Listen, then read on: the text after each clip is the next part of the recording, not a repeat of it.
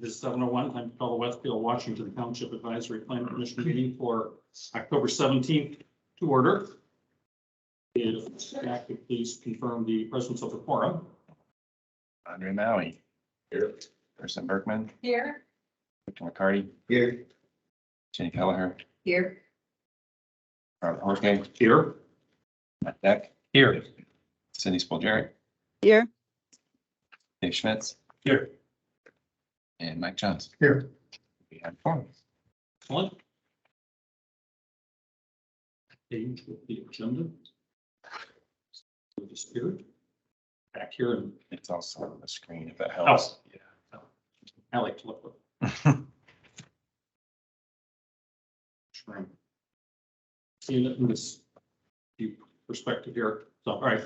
Item next is the approval of the minutes of the October 3rd, 2022 meeting. Is there a motion to approve these minutes? So. Okay. Was that by Andre Maui? Yes. The motion and the second was Dave Schmitz. Will staff please call the roll? Ms. Berkman. Yes. Mr. McCarty. Yes. Dr. Kelleher. Yes. Mr. Horke. Yes. Mr. Deck. Yes. Since Cindy can't show video, we won't vote. We won't call her. And Mr. Schmitz. Yes. Mr. Johns. Yes. Mr. Mallon. Yes. Motion carries. Thank you. Item next is the appointment of plat committee members. It was kind of late this afternoon, but I did forward some information to everyone on APC through our distribution list, which is still working. You should all have received a little bit of bio information on the two folks that are somewhat unknown maybe to some of us, but Joe Monteleone does not have info in there, but he is our school board operations manager, and he is currently serving on PAC, so he's kind of familiar with what we do. And Dr. Kaiser had volunteered his services, and he graciously agreed with his boss to participate. Out of City Connection, Justin Wiley came forward after I made some remarks about what ATC was doing and said he'd be happy to participate. It was just today that we got some info from him. He is out of the country, so he wasn't able to even consider coming, but he'll be back over the weekend. And we have a meeting this coming Monday. He would be able to be present for it. And Haley Morgan sent some information, so I have circulated that to everyone, so you know at least some measure of familiarization with these folks. There's no concerns. Those three, along with myself and the assistant city engineer, Michael Pierce, would fill out our 5 seats. I don't have anything on Katie. Did you send something on? Katie? No. Oh, you said Haley. Haley, I'm sorry. There were 2 emails from like 4 or Yeah. 5 o'clock time frame with the Okay. bios. Joe and I got. Joe did not. Justin. Provided a lengthy bio page. Right. We as well. Joe did not send one, but I didn't figure that would be a problem for anyone since he was a pretty well-known commodity for most of us. I see Haley's file with that email. Okay. Yes. In So- making the motion, do we have to do it individually for everyone or just blanket affirmation votes? You can legally do it any way you desire. Personally, I would advise that it would be cleaner to do it separately, just in case you all don't agree on each one. But either way is legally sufficient. Well, we know who the 5 people are. So let's go ahead and follow the advice of council and start the process. Somebody, Make a motion to appoint Justin Wiley to the plat committee. Second that. let's down. Please call the roll. Yes. Or actually, if we're not Well, yeah, that's a good question. If Cindy is not actually voting, can we just do this by a voice vote then? There's nobody else on. No, She's just on these They know first. you can do voice. So we'll do this by a voice vote. All in favor, signify by saying aye. Aye. Any opposed?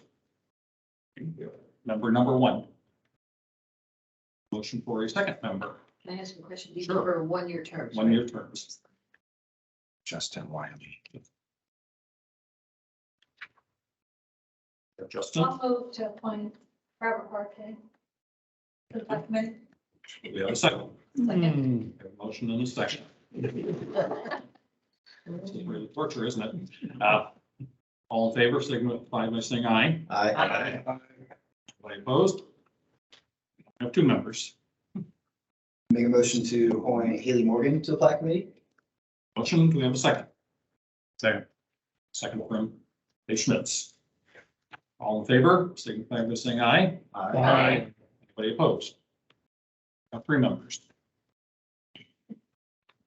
Make a motion to appoint Joe Montalone as the. Montalone. And do we have a second? I'll second. Second by Jean Kelleher. All in favor, signify by saying aye. Anybody opposed? Now I have four members. And city engineer, assistant engineer is the remaining person yet to be appointed. I will nominate him, but you have to give me his name. Michael Pierce. Michael Pierce. Second. Mine for just a second. All right, so I have a motion and a second for Michael Pierce. All in favor, signify by saying aye. Anybody opposed? We now have a full committee. Okay, and I guess we'll be meeting in this room next Monday, probably at 11 a.m. It looks now anyway. So, Bob, thank you for taking the lead and getting that group gathered. It's never easy to get volunteers, so Thank you. thank you. Hopefully I don't live to regret it.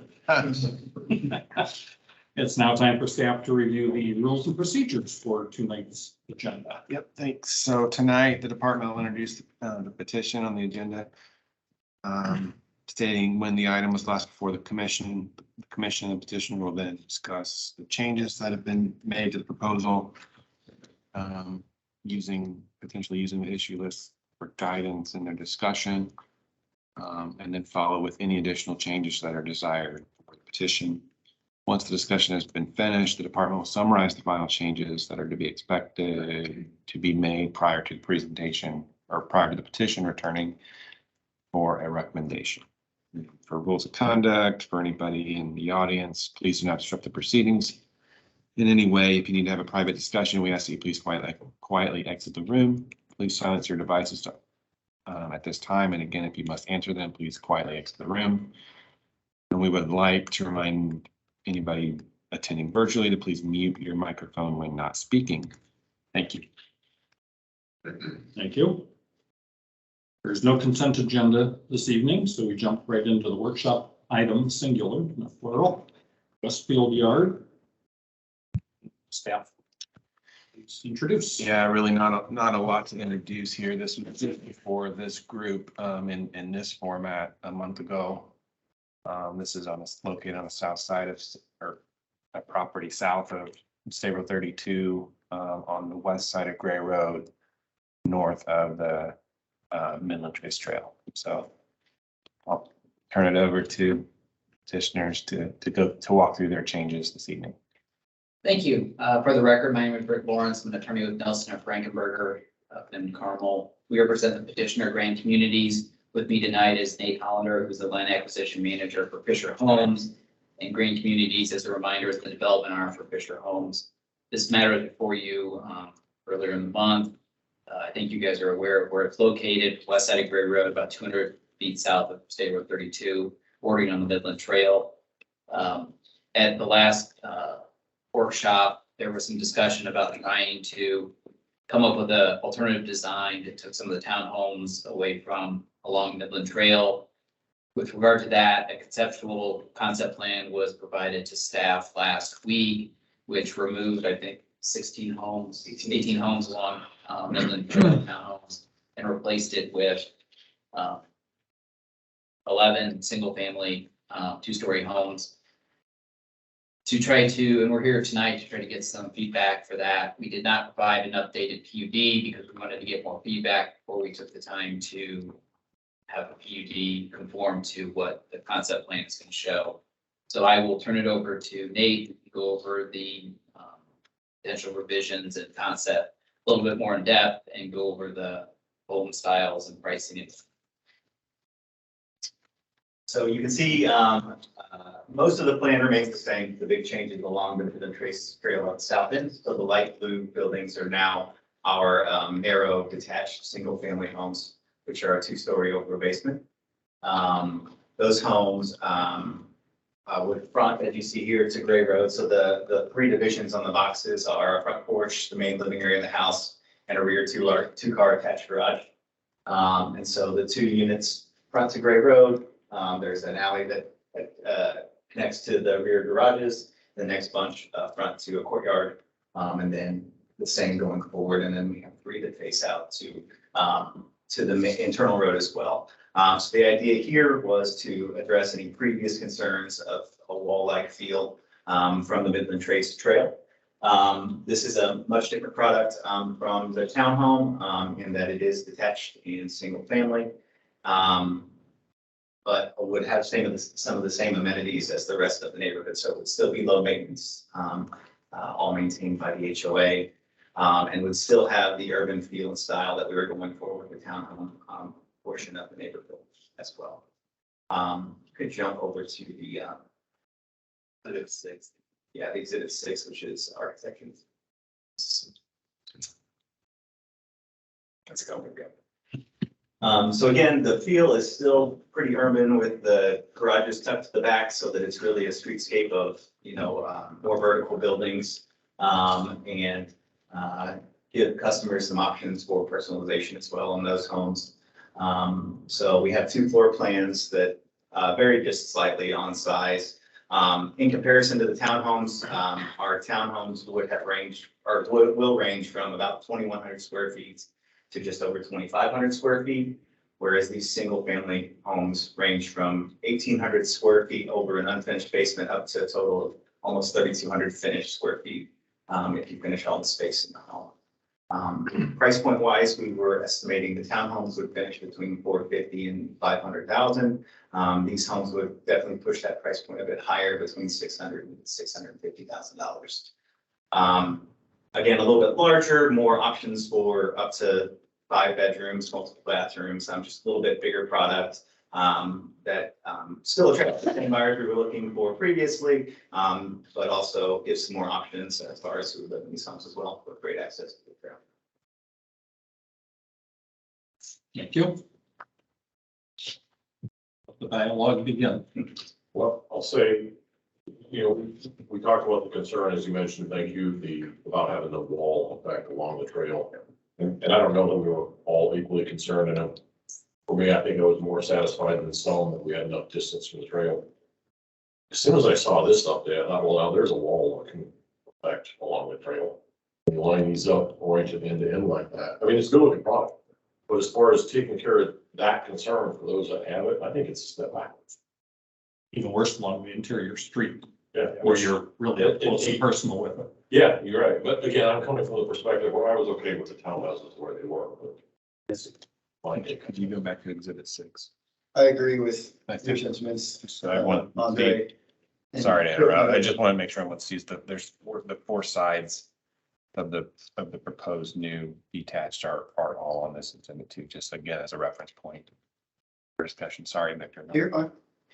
So yeah, like, in agreement with what you just said, I think we do take a step backwards, and I think it's unfortunate that you guys are back with us tonight because we implemented this system for this not to happen, to take care of this and get rid of repetition and inefficiencies. So I'm sorry that you're here, but hopefully we'll be able to get enough feedback to be back at us for next meeting for a vote. So.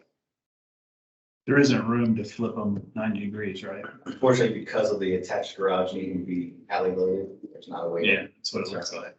We would end up with an alley along the trail. It's something we're trying to. Yeah, I agree. I wouldn't want that. So I think if you're going to this product, This is the only orientation I was trying to figure that out too. We wouldn't want an alley along the trail. You wouldn't put the out, you wouldn't feed them off, the garages off the street, I suppose. Just for aesthetic reasons, it's kind of, I mean, that's common to have it front loaded to a trail like that. The access just isn't quite there, as you would typically expect, for those type of homes. I also want to add that with the construction that was on 32, I drove 161st every day to and from work, and seeing the Monon with just the foliage that is there blocking the Monon from the townhomes that are there from Pulte, there is no way standing on Monon that you would be able to see one of those townhomes. So I think just comparing the two developments, to be fair, I don't see how, once the foliage is grown back to the height that it needs to be, that the townhomes will cause a tunnel effect or have a negative effect to this area. And then also, just to be fair, with what was approved right next door to your west, those are all 3-story townhomes. And, just comparing apples to apples here, I don't see a need to have to change the project and take a step backwards. So. Victor, they're not all 3 stories to the west. We have a 2-story product that's actually on the south side of that project. What, Cindy, which project are we talking? Make sure we're all talking about the same thing. Bonterra. Okay. And we can pull up that site plan. If we can get to our network drive here, but I think the product, and we can confirm this, but I do think that the product along the trail is 3 stories, if I'm not mistaken. Yeah, I only remember 2 stories, possibly up towards 32. I think that's right. I think there's a pond in the back though. We don't back up. Part of it, Is yeah. that like I- Right, pond's kind of in the middle, and then there's units on either side, On the side. something, yeah, and there's also You guys. a pipeline easement. Yeah, exactly. And right there's also the power lines.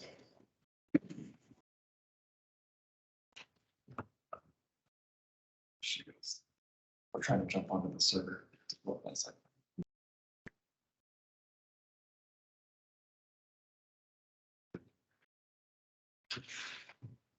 Oh, darn it. I don't think we have that. We can't, I can maybe pull it up on support.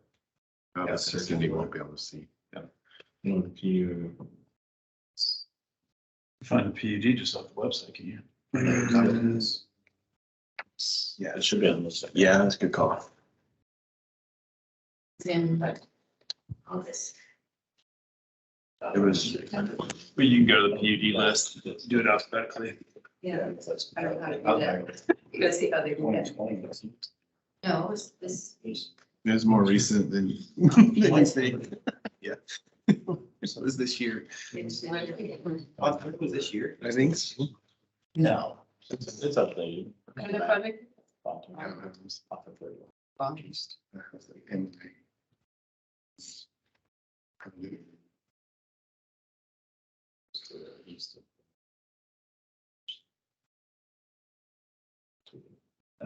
Go. Further east, right there. Ontario was 10/20 of 21, according to the. Okay, almost. Within the last 21/16. It's still within a year. I mean, You got 3 days. that's right. Within 12 months. Yeah. Everything just starts to come together.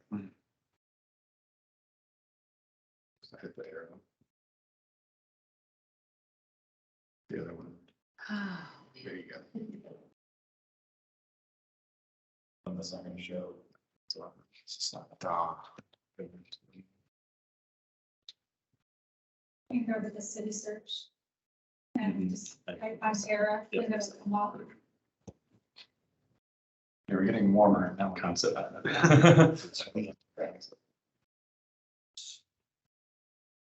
Scroll down to the exhibits here.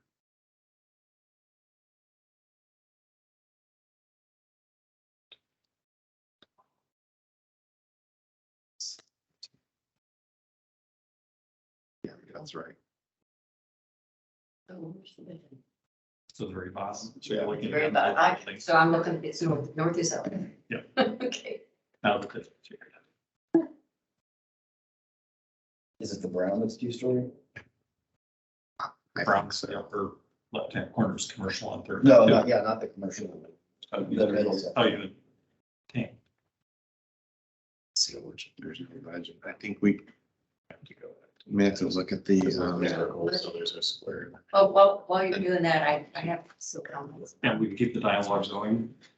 I know initially there were concerns that we have a comp plan that calls for State Road 32 to be our employment corridor all the way along there. We're getting a lot of residential, we're getting a lot of condos and townhomes. And we're giving up land that could be used for commercial. We're gonna widen State Road 32 to 4 lanes. This is between Noblesville and Westfield. And I know that John said this would have been difficult to develop as commercial, and it may be. But I guess I'm still hesitant. I actually regret my vote on Bonterra a little bit because I hadn't paid that much attention to the comp plan, and I should. We have 31, and we all suggested a project that was going to be built there that was going to be partially commercial and partially residential. Find someplace else because that was too valuable as commercial. So I kind of go back to that. My other concerns in general, and it's not for this petitioner in particular, but that we don't have any kind of plan for our trails. It's kind of whatever somebody proposes, which could be great, it could be not great. This proposal, it's not so great, and I suspect that part of that is in order to make ends meet, they have to put so many homes or, buildings on, and I get that. I guess the question for me is, does the community want to say, okay, if you need to do that, we'll let you do it, or do we at some point say, hey, we want something better along the trail, or we want commercial where we think it should be to help our tax base. So those are bigger questions than just trail. But I know when I was on the plan commission before I came back and was resurrected, so to speak, we did a lot of this stuff. We studied where should things be. We talked about the comp plan and what's our balance of residential and commercial. We had pie charts and a lot of other things. We don't do that as much anymore. Seems to me we take a project and say, oh, let's fix it. And that's great. I think we should do that. At some point, there are some projects that maybe we say it's the wrong place. So.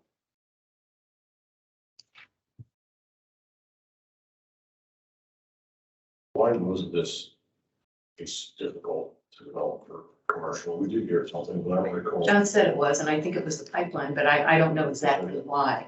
Or whether some of it could be commercial north of the pipeline. I don't know. There's a parcel between Bonterra and this one that zones general office.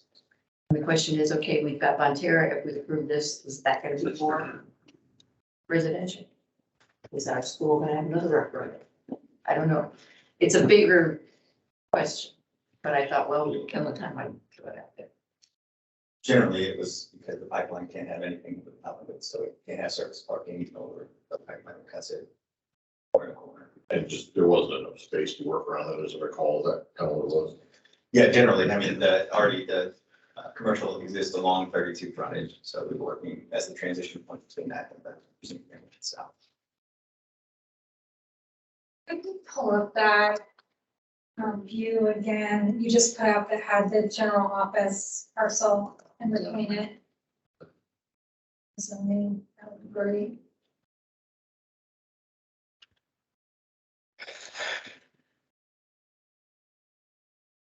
Is this the map? That's it, that's perfect. Yeah.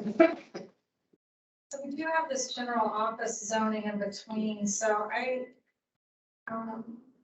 somewhat share the same concern that Jenny just brought up, where if it's residential on both sides of that general office, will we ever get general office there, or will it all become residential? And one thing that I kind of tried to do a little bit of research on was thinking about State Road 32 to the west, this is our eastern border on, meeting up with Gray Road, but from kind of the city center, I think this particular parcel is about 2 miles away. If you think of city center to Oak Ridge was like 1.7, and then if you do city center to Spring Mill is like 2.3.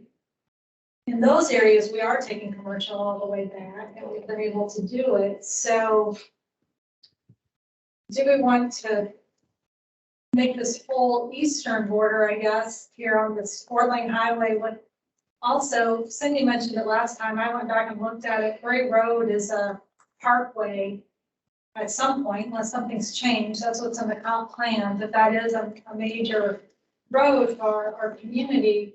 So then we have 2 major roads there. And then thinking about residential, and then are we going to end up giving up the general office? I'm very concerned that residential bookending a general office becomes probably residential. And are we, I share the concern, are we putting residential where commercial should be for our tax base?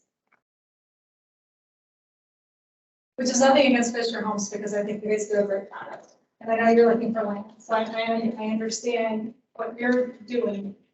Just speaking broader from our community perspective, is this really the right source?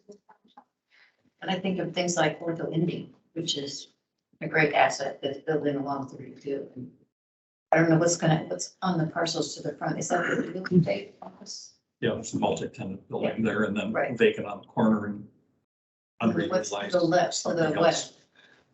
It's just an old. Just a house in it.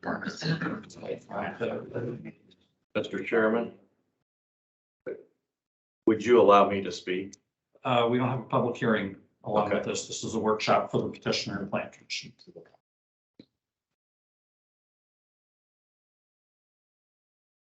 Just playing advocate though, although I do agree with your sentiments, this is a very unique location because of the pipeline. And I think I do remember mentioning last time that as long as we keep commercial along 32, I think that's a win. And again, comparing this to Montera, this development will have commercial on the northern side bordering 32, just like Montera will. And would it be nice to have that middle plat be 100% commercial? Absolutely. And I think that if there's a unique tenant that wants to come in and use the Midland as a amenity to their workers, or people that live on either side of them want to walk to work and walkability, I think that could be a huge draw in the future. But at the very least, we'll keep the frontage along 32 in that area to be commercial. It's just difficult to play the what ifs, because we have to look at this parcel ahead of us that we're talking about right now. And it's just, again, with that pipeline, it's so difficult to possibly envision just a one tenant coming in and wanting to develop the entire area to make it a commercial development because of that pipeline. But just either way it's finished is difficult. Yeah, and I think the reason I brought it up was not personally on this parcel, but for us to think about 32. No, yeah. Because we've been doing this and all of a sudden I kicked myself and thought, I've been asleep at the wheel here. We should be paying more attention to this. And sometimes we just say, hey, that looks like a good project, and we just work on it without saying, wait a minute, there's a bigger picture here. So that was the basic reason I brought it up. Maybe this parcel doesn't work for commercial, but I want us to be cognizant of future development along 32 so that we don't continue to do things that maybe will force out people like Ortho Indy, who I'm sure would have found somewhere between Noblesville and Westfield a good location. I'm glad you did bring it up, because even though, as you say, it may not be something that we can shift on this project, it's good to think about, and you certainly give me pause to look at. Yeah, we do want the commercial along 32. It's hard to go back now when you see there's already, and some of them are way back. I don't know when the sandpiper was, long before I was and stuff like this. Me too. I mean, Yeah, it's so- been here forever. And then just east on Noblesville as well, so it's already kind of parsed out, but at what point can we see pieces of the reserve stuff? It's good to look Right, at. especially with the improvements that are gonna be made to 32. I don't know, can you move the map just a little bit so we can see a little farther north? I don't think there's a lot left on the north. I mean, there's the parcel there on that corner, but like Andre just said, there's Sandpiper, and then there's the memorial area. So the north side's pretty much getting pretty much built out along this section on the east side. It's kind of just this section left. And you do have the Gray Road access, you know, that's the one thing when I went back and looked at Bonterra, because they're fighting some gas lines as well on that project, but they were a little bit trapped. Whereas this whole corner parcel is not, because we have Gray Road and 32.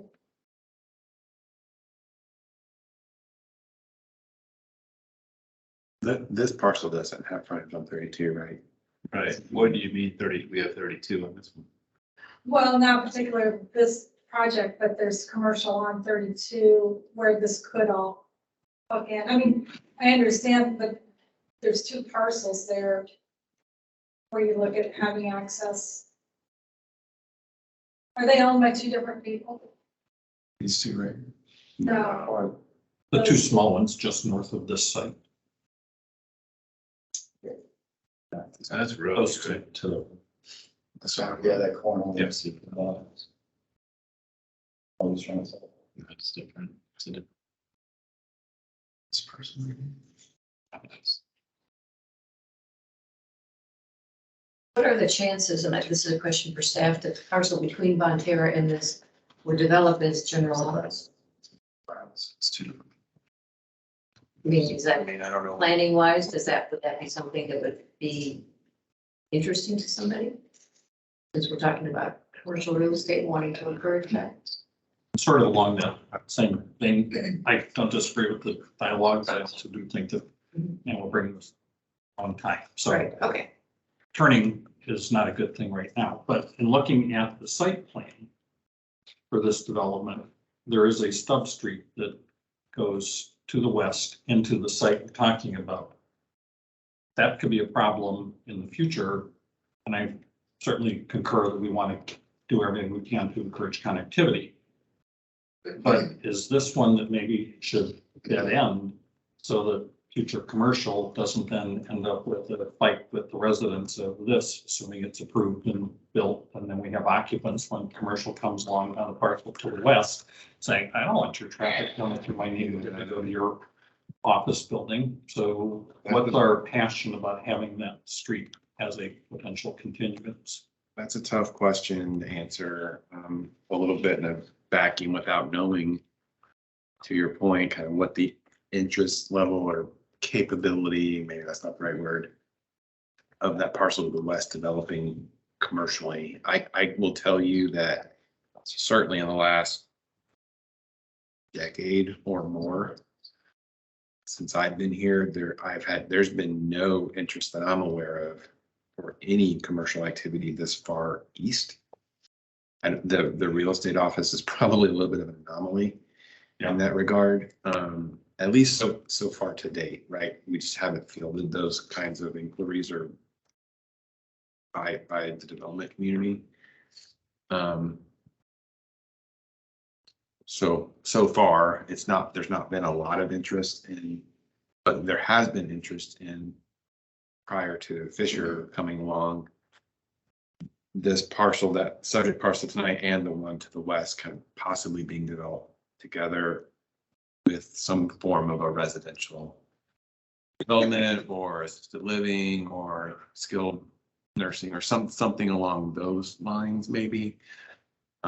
Obviously, none of those have panned out, but that's kind of been the interest for this parcel, is that kind of still really, if not pure residential, like a medical residential kind of. Which would be a commercial. Sure. But even if it's something a little lower, and intensity, and I don't really like saying, well, we just got bollards there. That might be the thing that would need to be built into this to be able to assure folks that might occupy here that if it comes some measure of commercial to the west, you're not gonna have to be bothered by it. It's there for emergencies. If it becomes residential, then they're not there. But residential connects to residential, but this residential maybe might not want to be allowed to connect, or the commercial shouldn't be allowed to connect to this residential. Not that that's totally, we have to decide, and I can work on the details of, but it's something I think we need to also be thinking about along the lines of this. Things for the future. I can see that point, kind of now comparing it to the townhomes that are over by Kroger, just off of Spring Mill and 161st. Those townhomes connect to the gas station and the strip mall and all that. And they definitely see commercial traffic, if you will. And they have the developer to thank for that. Yeah, That was very much something that was supposed to be single family detached. The shopping center put a whole change of motion in that, and they needed this knowing what was there, and they specifically developed it with all of that being right up front, and that something that happened over time. That's from the get-go. So yeah. They came along later, the commercial was there first. This is the reverse of that. Which is why Yeah. kind of a Yeah. concern in the back of my mind. Okay, well, I didn't mean to drag it out. I just wanted to bring up a point since this kind of fit into something. And just from probably a pure just traffic movement connectivity perspective, I mean, more connectivity, the better, generally speaking. And Generally agree with I that. think that's, Absolutely. Not to pick on Castleton, but I mean, we try really hard not to have the Castleton effect where like you pull into a development and then you can't get to the next one without going out onto the main street again, whether it be residential or commercial or some combination thereof. I mean, which is why I think we have these frontage road requirements along 32. But prior to that, we just had a general just connectivity. It's hard to call it requirement. I mean, it kind of was in our development plan review process, but It was a goal. through the plating process, yeah, it was something that we really, Wasn't necessarily as formal and well codified and detailed as it should have been, but it was a goal all Yeah. along. so And Castle. It's hard An example of how not to do it. it's hard because I know some people may not want to live in a place that's connected to commercial. I get that, but there's also other forces that say that that's a good idea. So how do you balance that? I don't know. I think that's a good point, with traveling down to the second every day for work. That's 100% true, that you gotta go in and out, in and out. I think that. You go over. Can't do that on my Mustang. I think we want a community that is, has more connectivity and not, instead of not. Whether someone wants to access if eventually that middle parcel gets developed on 32 or Prairie Road, just makes things easier for people. With this slide being up, I do want to pivot back real quick, just back to the single family 2 stories. And again, it looks like a beautiful product. Once more, I believe it's taking a step back here. It reminds me of the 2-story homes that we have on Union. I think that's good for our downtown, but in a development that already has townhomes, I don't think it quite fits. And then I also think that, especially in this market, it markets people out of that area. You're talking about going from somewhere in the 400s to over 600, and especially with today's rates, I mean, you're talking thousands of dollars there. But I would rather keep it just simple. Let's not complicate this, and not try to waste your guys' time for sure and get this through. Can we go back to the original plan? I agree. I think this is kind of funky. And I know that you did it because we pushed you into it, not because you thought it was a good idea. Is there any way that there can be fewer along there so that there can be some spaces? Is that, I'm not saying I want it, I'm just saying that's another option if I were somebody looking at how to break things up, which seemed to be a concern for some people. Yeah, building size is something we can always look at. So I think we have 4, 5, and 6 unit buildings in the plan already in locations. So these are all 6. But we could. Yeah, I just didn't know if that was an option for people who were concerned about it, if that's something that would satisfy people who were worried about the wall. And to keep the conversation going on, what we really should be talking about, I'll go ahead and throw my 2 cents worth in a little further here, that I'm fine with that plan. I'm 3-story, and if you can do something along the lines that Jim just suggested, that's fine. When I looked at the alternate plan, I thought, well, this is horrible. We can't have this. But kind of to Victor's point, I think that's a neat housing project. If you wanted to chuck all the townhomes and do all of the site with those, I agree, they're really. you can bring that back and I would look at it very favorably, probably. Yeah, I think that other product, that single family relies on a certain layout that makes it kind of community, which doesn't work in the proposed potential revive, because it's not, it is kind of like stuck, you got the one that's out there by itself and whatever. That style of house, I think you almost need to have, even though normally we say not a whole bunch of things in a row, that one almost needs to have 4 lined up before it starts to look like you've got critical mass for it. I mean, like that image right Yeah. there. Not 2, but no, I agree, it's. You start putting 2 and 2 facing each other and everything, it's just, it's not the same community feel with that type of house. Again, not a bad layout or not a bad product, just a bad layout for that product. It would almost be comparable to West Point, because they have a lot of those facing, and it's very much so a tight-knit community that has commercial retail, whatever you want to call it, in the middle. So it's designed purposely that way for walkability, but especially not for that area. For our downtown, absolutely, but not for location we're talking about. Yeah, Dave, like, we've dominated the conversation over here. You're invited to participate. Have any thoughts you want to share, things you heard that you agree with or disagree with? This is the purpose of the workshop. Get more thoughts out there if you have any. If you don't, that's fine too. No, I agree with what's being said about the last plan versus this plan. Definitely mean I like the product, but just not the layout. So I'm not sure how I feel about the whole overriding issue of commercial. If you've got 32, if you've got the strip of 32 that can be commercial, this plan doesn't affect that. But yes, you lose commercial potential for the subject property, and you probably put it in peril to the west just because everybody's going to be right if somebody comes in 10 years from now, try to put it in an office in between. But that's what's in front of us. So I don't know. It's tricky. This parcel by itself is just tricky. And if we let it develop this, if it's supposed to be developed this way, I don't think that plan is a bad one. Also, just for quick reference, if you could maybe turn the zoning there, the property immediately west is already zoned general business. General office. Or sorry, General office. thank you. I said that was general office. So, Yeah, that's true. They wouldn't be able to. so there may be somebody that Have it could right. come in and not need zoning amendments or zoning changes or variances or whatever, and they could just build commercial.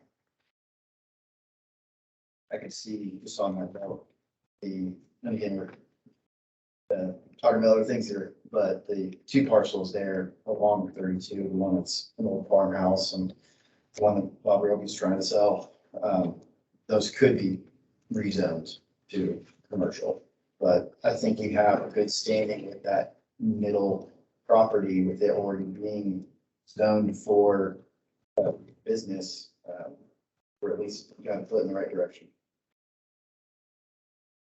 Yes, I just have a quick question because we're saying we can't talk about this commercial subject tonight, but Cindy brought this up at the last workshop and we didn't really talk about it, so we don't have to get bogged down right now, Kevin, but at the end of the meeting, I'd just like to kind of understand this idea of, well, now you can't participate in this type of conversation. That's not why we're here. I feel like if we're in this workshop situation and someone brought it up at the last workshop, then And we shouldn't have left the last workshop meeting without that being resolved. But, okay. or resolved in a different manner, I guess, My point was that. because we did. We shouldn't be talking about it as we've taken this down the path we've taken it down. It's not good on our part to say, you're just kidding about all that stuff. Got our thoughts together now. Nice stuff. Can you put it somewhere else? Let's talk about what we'd rather have there. I think that's unfair to the official. And I'm trying to treat them fairly. Right, and I agree. And I think maybe, because Cindy did bring it up and then it kind of just went on. Maybe at some point we say, before we end the discussion at a workshop, these are the points that were brought up. Have they been resolved or not? Not is the petitioner going to do it or not, but these are the points that we're giving to the petitioner. So that they have a clear understanding that was important. That's entirely fair. And we could have, Right. on the table, there's a real concern from this body, part of this body, that this is an area where commercial is really warranted or desired or really to be considered. Between now and when we see you again, Right. you've got to really come to grips with. So I think that's just a learning part of our process for this. But you had to struggle through it. I'm sorry. Well, we all knew this would be a little bumpy kind of coming into this, so that, yeah, sorry, you're our guinea pig here, but we'll get better. This is not a freshly paved road. It's smooth with no bumps. Sorry. So, just so everybody's clear, me personally, I would love to see commercial here, but I understand some of the constraints and we've already gone down the road, so I'm not gonna go backwards. I brought up a point just for future projects that we need to think about. I think that the design that you brought in now is clunky. I think you think it's clunky, but you tried. I appreciate that. I would love you to put that product somewhere else. It's really nice. Not on the parcel next door. Maybe, I don't know. And I think if you put the townhomes back there and if you could maybe put some of your fours or something instead of such long sections, if that's possible, and you could remove things in them, I don't know. I'm not the design person here. That would be helpful for those people who would want to allow, just to have some more space, but I just wanted to get out the rabbit, so I'm not gonna come back later and change my mind and say something different. Thank you. Matt, Mike? Well, I'm leaning more toward, I wasn't the last meeting, so the zoning, the office, commercial is near and dear to my heart. I see that I believe 32 is going to be expanded within the next 3 or 4 years. It's going to be a main road coming through there. And I personally believe we need more commercial opportunities along 32. So, but again, I won't say anything else because obviously it's dead. And that upcoming project, to maybe elaborate further on Kevin's comment that nobody's really thinking about this. Well, that's going to be something that has a cosmic change. It'll make Kaichuk or whoever in that position down the road, when that road is already done, a lot easier to say, hey, you can get Noblesville people here in an heartbeat. Or We've got this. Or at least in planning, yeah, I mean, I think it's conceptually been said, yeah, well, we're gonna widen we are gonna widen 32 all the way, but I don't know if there's any design to it, but once we get to that, you're right, I think that'll pick up interest and. Yeah, a whole new market will open up for eyeballs. to That's a look good at that. point. And they are saying it's going to be done within 3 years. It'll be under construction. Once we get our part done, then the state's supposed to continue it. Yeah. Mr. Deck. I think this is a great process. I just want to make sure that when we leave here, these folks have a clear understanding of what they need to come back with. So when they come back, we don't spend 30 minutes saying, I just don't. And that's the advantage of having this. And so I know we've made some comments. I just want to make sure that we clarify what exactly they need to do before they come back. I am the #1 fan of commercial development, and I think at this point, that ship sailed on this location. And so I definitely don't want to spend a lot of time on that. I would just say that when we get another huge commercial opportunity like we had a month or so ago, that we take it a lot more seriously because we all seem to have the same passion. But it's not for this plot of land. We had it on another. So back to my original comments, I hope you guys have clarity before you leave here so that when you see us at City Hall, it's a smooth process and you're very happy. I had a couple of concerns at the last meeting. I don't think either one of them have been addressed to where I'd hoped to see them. One is this idea of having the three-story townhomes along the trail. I think they're too close. I think it's going to be a problem with the residents on the other side of the trail. So I think it's just too tall, too towering. I appreciate you trying to bring in the two-story single family, but alongside. So I agree with everybody else's comments, but that's not quite the fix that I guess I was hoping for. My other concern was amenities, and I forwarded some pictures to your team regarding if the pond is your amenity, what are you truly going to do at that amenity? Just saying that you're going to put some benches, and we don't know how many benches and where, and you want to plant trees, you have this year. You know, it's just a lot of people living there on a state highway, on main thoroughfare, on Gray Road, and what are they going to do? So. And we did make some updates to the ordinance that I don't think made it onto this agenda, but it committed to a number of benches with landscaping and a square footage for the dog park, as well as more information about the trail. But Brad didn't, it's not on the agenda. Right, I mean, I mentioned that you have the trail connection in Bonterra, not to keep going back to that, but they did a really nice job landscaping that trail connection. So it does look beautiful for people coming down the trail. I don't know what your plans are, what that's going to look like. When we don't get things in writing, sometimes we're disappointed. So I just won't be able to support anything unless everything's really in writing and these people are not obstructive. I still have this whole concern with emotions.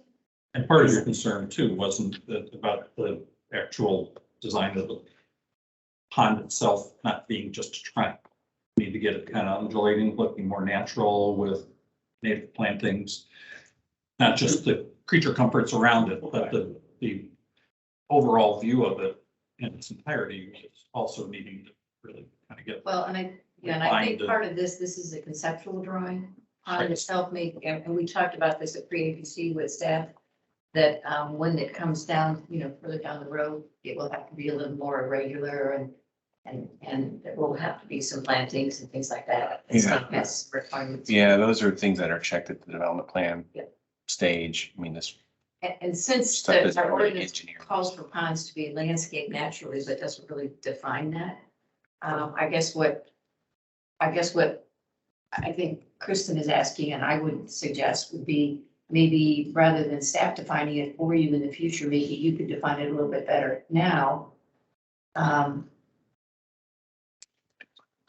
Because hopefully you will develop it, because I think you're a very good company, but things get flipped and then somebody says, oh, the petunias in a, So if you have some thoughts, not necessarily the location, it's gonna be here, but we would do these 4 things around the pond.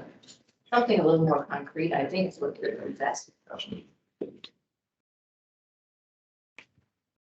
Kristen, I think this might be the exhibit. Yeah, I think this might be the exhibit you were referencing. Is it not? That's what's been in all along. I think we clarified in text, but yeah, just Oh, commit okay. to the minimum area in the ordinance itself, a committed to minimum area for dog park with a 4-foot black aluminum fence, and then locations of at least 4 locations for benches with landscaping. But yeah. So I believe Bonterra also has a dog park, doesn't it? And they're using an iron fence around it that looks beautiful. And this is a chain link fence. I mean, there's just some differences here these amenities for me just need to be much stronger. I sent those pictures to you. I think there's lots of things you can do with a retention pond, with a gazebo, with some different things to make this an enhanced place for these people to live. So those are my pictures. Thank you. On the potential that there will be maybe different numbers of units and different numbers of buildings along the trail, but there'll still be 3 stories. There is an exhibit with a trail section on it that we probably should clarify exactly where property lines are and where trees will be. Oh, there is. Yeah, you had raised on this week, talked about.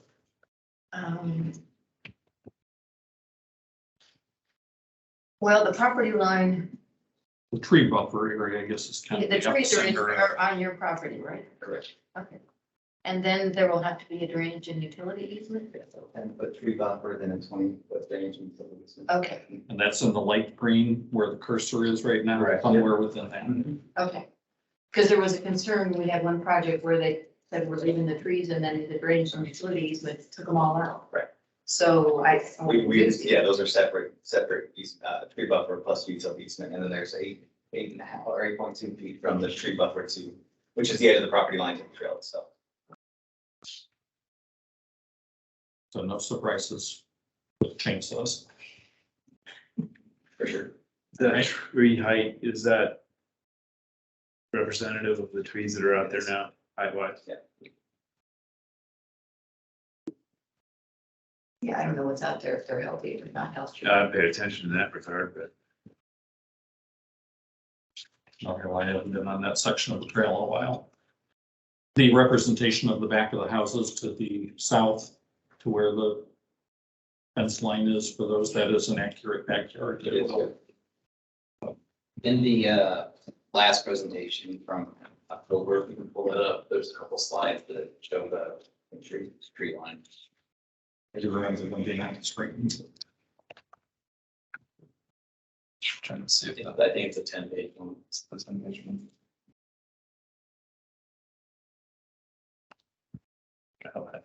Is it this one? No, that's.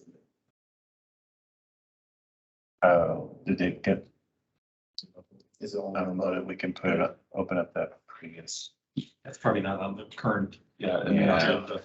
I can pass this around. That might be easy. They're pretty mature trees along the trail right there, and then it shows how far back the civic path are. I think And I do remember that. I just wanted to make sure that we kept the documented dialogue here, that that exhibit is accurate. I'm sorry. I was just gonna go quick, I think I remember John saying last time that an arborist will be out, evaluate what trees are healthy and not, and of course, trees will be replaced when those branches. So we can go with that into. I walked that trail before we had our presentation the first time, and there's people along there that have a pool. So, I saw that you have, it's 80 feet to their house. Well, that 80 feet to the yard, and somebody might want to put a pool in that 80 feet. So I just want to bring that up. They might be at BZA. I think the yard's big enough. Come to BZA for the pool. But, these measurements to say it's to somebody's house, well, I know they're talking about where it is in their property. It's their yard to use, and that could be a very tall building, shading or inhibiting what they want to do. Sure, I think it was a specific request for cross sections to see kind of where the layout ended. Right. Against this line. So your team is able to work on another conversation, configuration of buildings, number of units along the trail. Is there a possibility that some of those units might move elsewhere, or is that already maxed out on the rest of your site? Yeah, we have tight limits as far as where easements have to exist on each of those with each unit, and so we're pushed against those utility easements in those places. The reason I was asking wasn't so much that I want you to move elsewhere, that I didn't, it's just if you came back with a configuration based on what we're at along the trail, and then the push pull, and ends up pushing someplace else that's sacred, I wouldn't want you to get another loop here, so I'm saying it's not gonna happen. It's very much so. Thank you. Everybody have all of their concerns brought to the group? Can I just weigh in for a minute? Oh, yeah, I meant to do that earlier, so then we got to hop on another trail here, so please, yes, the floor is yours. I don't have a lot to add right now because you guys have mentioned most things. I just wanted to let everyone know where I stand if that matters for anything. This latest rendition, this product, it's not meant for this area, if you will. So it's just a disconnect. I'm not saying I don't like the actual product, but yeah, in this configuration, in that location is not something I could support. And so that's why I think it was back here today, was for that. And if we go back to the original one that we had our last workshop on, I still have the same concerns and nothing's changed in that regard. Thanks.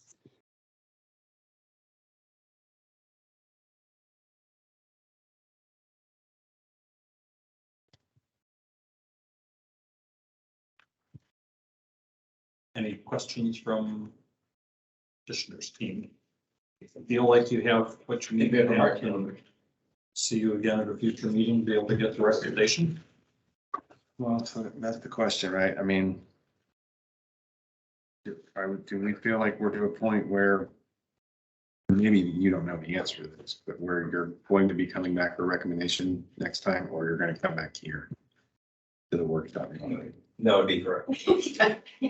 So you'll write, We don't want you back you'll here when revise I go the, nothing personal, but I think we. That's a good question. you'll revise the plans to Yeah. address, I think we've discussed, and you'll revise the text to the PUD to then Yes. reflect all the necessary detail that needs to be in language and not graphically depicted, so that the PUD, the exhibits will be ready for our final review and recommendation. Yes, right. You know, those would be due. Yes.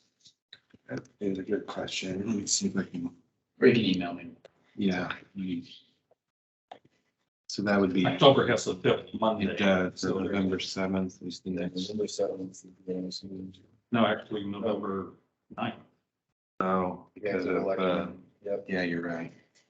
But that doesn't really change. It moves to Wednesday because of election is at City Hall on Tuesday, and we can't use the remote. So, They have 3 weeks and 2 days till the next meeting. so I'll confirm this, but I think it's by the end of next week. Okay. Give an extra week on this. So, Because of the fifth Monday. yeah. Or maybe even Monday. So I think we officially changed it to Monday because truth is nobody looks at it over the weekend. It's Monday the Appreciate your 31st. time. Thanks, guys. Appreciate your time. Thank you for being here. Thank you as well. They better know. So, it is now 8:04. Man of the hour. And the workshop item is complete. Under miscellaneous item, it was to be one or multiple presentations on residential and possibly commercial as well, depending upon how much time it took. I think the workshop took a little bit longer than I had anticipated. What do you think you need time-wise to do all three components? Or do you feel like you're gonna need more than an hour? The first and second, so the residential inventory, non-residential part one, both are probably 10 to 15 minute presentations. So that's 20 to 30 minutes without questions. The part two, non-residential one is probably 5 to 8 minutes. Yeah. So that's just not with the other ones. So Start, Steve. I'm just kind of wanting to get a gauge on time. probably take a 5 to however many minute break in between each presentation. So everyone can get blood flowing back to the legs. You know. Speed round. We might be doing okay. So So we we'll should just- have time to get all this done before 9 o'clock. Not that that's a hard deadline, but I wanted to give time for questions if anybody had them too, to jump into it, but we'll just. Expectations are good, Bob. Meetings will run later than that frequently, but when we're having a presentation, then people are more sensitive to how later we keep in the group here. So let's go ahead and start. Okay, so just to point out that all this data is as recent as March in 2022. I had to pick a point in time and freeze the data because every day the data is always updated. So I had to pick a point to start all of this. Before going into any of this, we need to have a common understanding of zoning. So zoning itself, it's a unique zoning practice where the city has zoning jurisdiction over all of the township in addition to the corporate limits. So this data covers everything within the city and the township. So every property is assigned or zoned a zoning district. So there are two essentially different types of zoning. There's straight zone properties and there's planned unit developments, PUDs. When we talk about straight zoned, it's a zoning district that was established at the time when zoning districts were assigned to every property. So unless it was rezoned or another zoning district, but typically this is where no third party was involved in these zoning properties. So it can be abbreviated as STZ. We'll see that further on. Examples of this is our AGSF1, our single family districts, multifamily districts. Really the difference between all the zoning districts are the lot area, the living area, setbacks, etc. So just an example, this is the northeast part of the city. US 31's right here, State Road 32 is here, the Riverview Hospital is on this corner. So everything that just was outlined is an example of a straight zoned residential district. So moving on to planned unit developments, it's either a new or an amended zoning district that was proposed and approved by a third party where it modifies or creates new standards for the property. So it's essentially a set of standards that's overlaid on top of the zoning district. And in most cases, this is created by a third party. So it's abbreviated PUD, which stands for planned unit development. Examples: Maple Knoll PUD, Lantern Commons, Chatham Hills, etc. Same area. What's highlighted now are examples of just residential PUDs. The other PUDs that are shown here are not purely residential or a combination of them. So when we talk about our housing stock, there's essentially two different types of units. There's single family units and multifamily units. So single family units contain single family homes and can be abbreviated SF. So it's typically one unit on an individual lot. So multifamily units can contain apartments, duplexes, or townhomes. So those are all falling within the multifamily category, abbreviated with MF. And typically there's more than one unit on an individual lot or within the same building. So moving forward, I chose to group all of the housing stock into 4 different categories. Each of them has kind of a different subgroup, meaning the first category is existing units. We have expected units, and then within existing units, you have the subcategory of 100% built and not 100% built units. The second category would be expected units with the subgroups units that are completing construction, and then units where the construction has not started. So we're going to look at each of these briefly. So existing units, these are units that have been fully completed in subdivisions. They are built completely out. So there's no more room for any future units. So this includes both straight zoned and PUD subdivisions. As an example, we have 169th Street and Spring Mill Road. It's in the southwest side of the city. This is Keeneland Park. So every single unit within here has been built out. So there's no more room for any possible future units to go in here. 100% built out. So the only disclaimer is that in my data, there were some subdivisions that were included in here where they were geographically built out, as I called it. So I counted that as being 100% built. Meaning that even though the subdivisions were approved for a certain amount of units, not all those units were or are ever going to be built. So an example is Lantern Park. This is in the southeast side of the city. 161st Street, Westfield Boulevard. It was approved for 60 single-family lots, and only 58 were built. So geographically, there's no more room to build those remaining 2 lots, even though they are still permitted. So that's an example of them being geographically built out. So there's only a few of those in the 100% built category. So not 100% built are units that are built and located in subdivisions that are partially completed. Partially is the keyword here.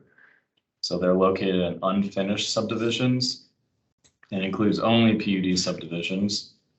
Example of this is the West Rail subdivision. It's just a random example. It was approved for 236 units, and 155 back in March of this year are currently built. So 81 units still remain to be built in the subdivision. So the not 100% built category only includes the 155 units. So this is West Rail subdivision, southwest side of the city. There's 61st Street and Ditch Road. So everything outlined in the blue, that's all those units that are completed, partially completed within this subdivision. So moving to the second category, the expected units, completing construction are units that will be completing. So in that partially completed subdivision, that's the remainder of those units that will be built. So it's only PUD subdivisions. And the same example, West Rail, the 81 units that are remaining, that's what this category includes. So again, same subdivision. Now all of these units are the 81 units that will be built. The last subcategory is construction has not started. So that's just units that have not started construction. They're units that are approved to be built, but they have not started building. It's only PUD subdivisions included. And as an example, the Somerset PUD is approved in 2021 for 152 units. So it's the 152 units that are in this category. So again, the the northwest side of the city, you have outlined in blue, that is the Somerset PUD. Nothing has started building there as of March 2022. So just a brief overview, completely built out. What has been built out but not completed subdivision, still to remain being built out, and no construction whatsoever. So before we show the data of all the housing, it's important to go over some averages. The single family permits reported by end of the year over the last 5 years, 719, 2017, and so on. It's an average of 917 permits a year, the 5-year average. So that means that in 2017, 719 single family units were built and so forth, meaning that on average, about 917 units are permitted every year. So for multifamily, it was a little different because just because they submit a permit doesn't necessarily mean that many buildings are going up. The more accurate way to represent multifamily is looking at the certificate of occupancy. Certificate of occupancy is given when a person can occupy the actual unit. So in 2017, 144 C of Os were issued and so forth, meaning about 210 units a year were permitted. So that basically means that in 2017, 144 units of multifamily were allowed, 68 in 2018, and so on. So now just looking at single family homes, it's important to emphasize that one single family home equals one single family unit. So we're going to be talking about units moving forward. So looking at our chart here, we have 59% of all approved single family homes have been built in fully completed subdivisions. That's everything in this blue category. So it's just over 13,000 units. 15% of all approved single family homes are located in those partially completed subdivisions. That's this orange category right here. It's just over 3,400 units. They've been built, but they're in unfinished subdivisions. 20% will be completing construction. That's this gray slice. about 4,500 units. They are located in those unfinished subdivisions. They are approved but have not started building. And lastly, 6% of approved single-family homes have not started construction. That's the yellow slice. It's about 1,400 units.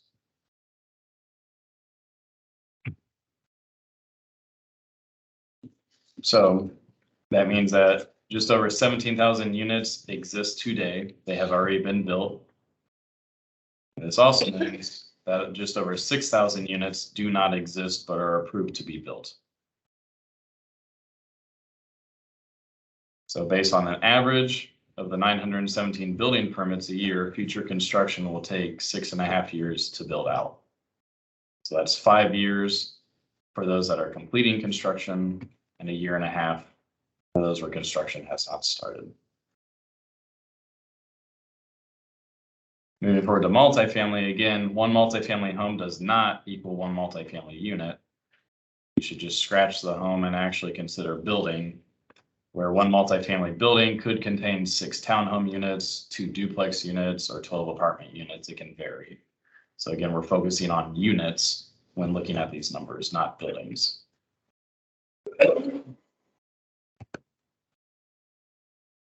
As we look at this, 49% of all approved multifamily homes have been built in fully completed subdivisions. It's the blue slice. That's just over 4,000 units. 8% are located within partially completed subdivisions. That's the orange slice. 4% will be completing construction. It's the gray slice, about 351 units.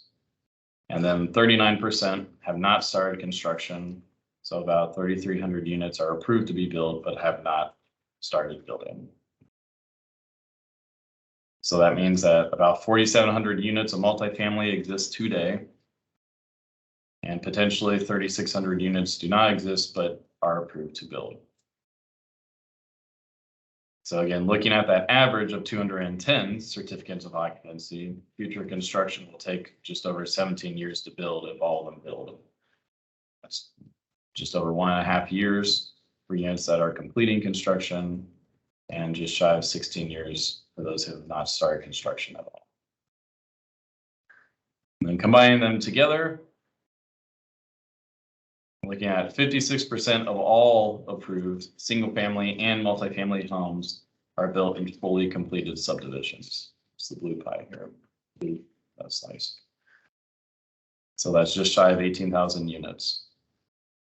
13% are partially completed. It's the orange slice.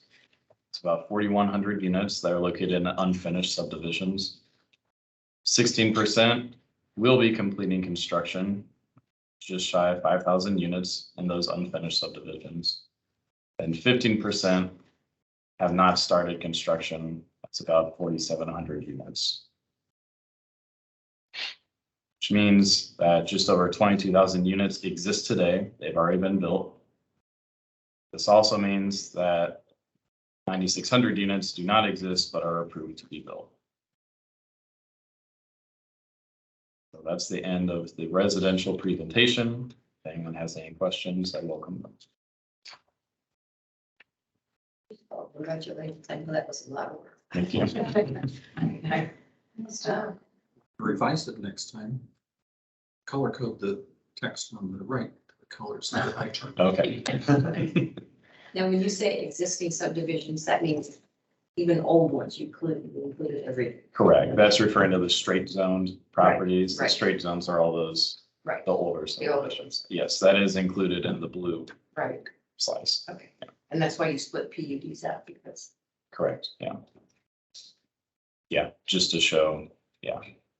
So 10,896 units are straight zoned subdivisions. Right. So just shy of 7,000 units come from PUDs.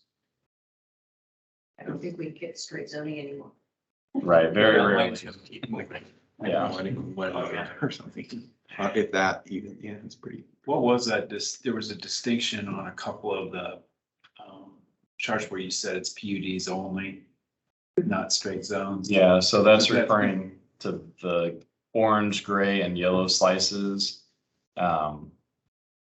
this orange slice, basically, once the gray completes out, these will all move into the PUD blue slice because all of the straight zone subdivisions are already built out.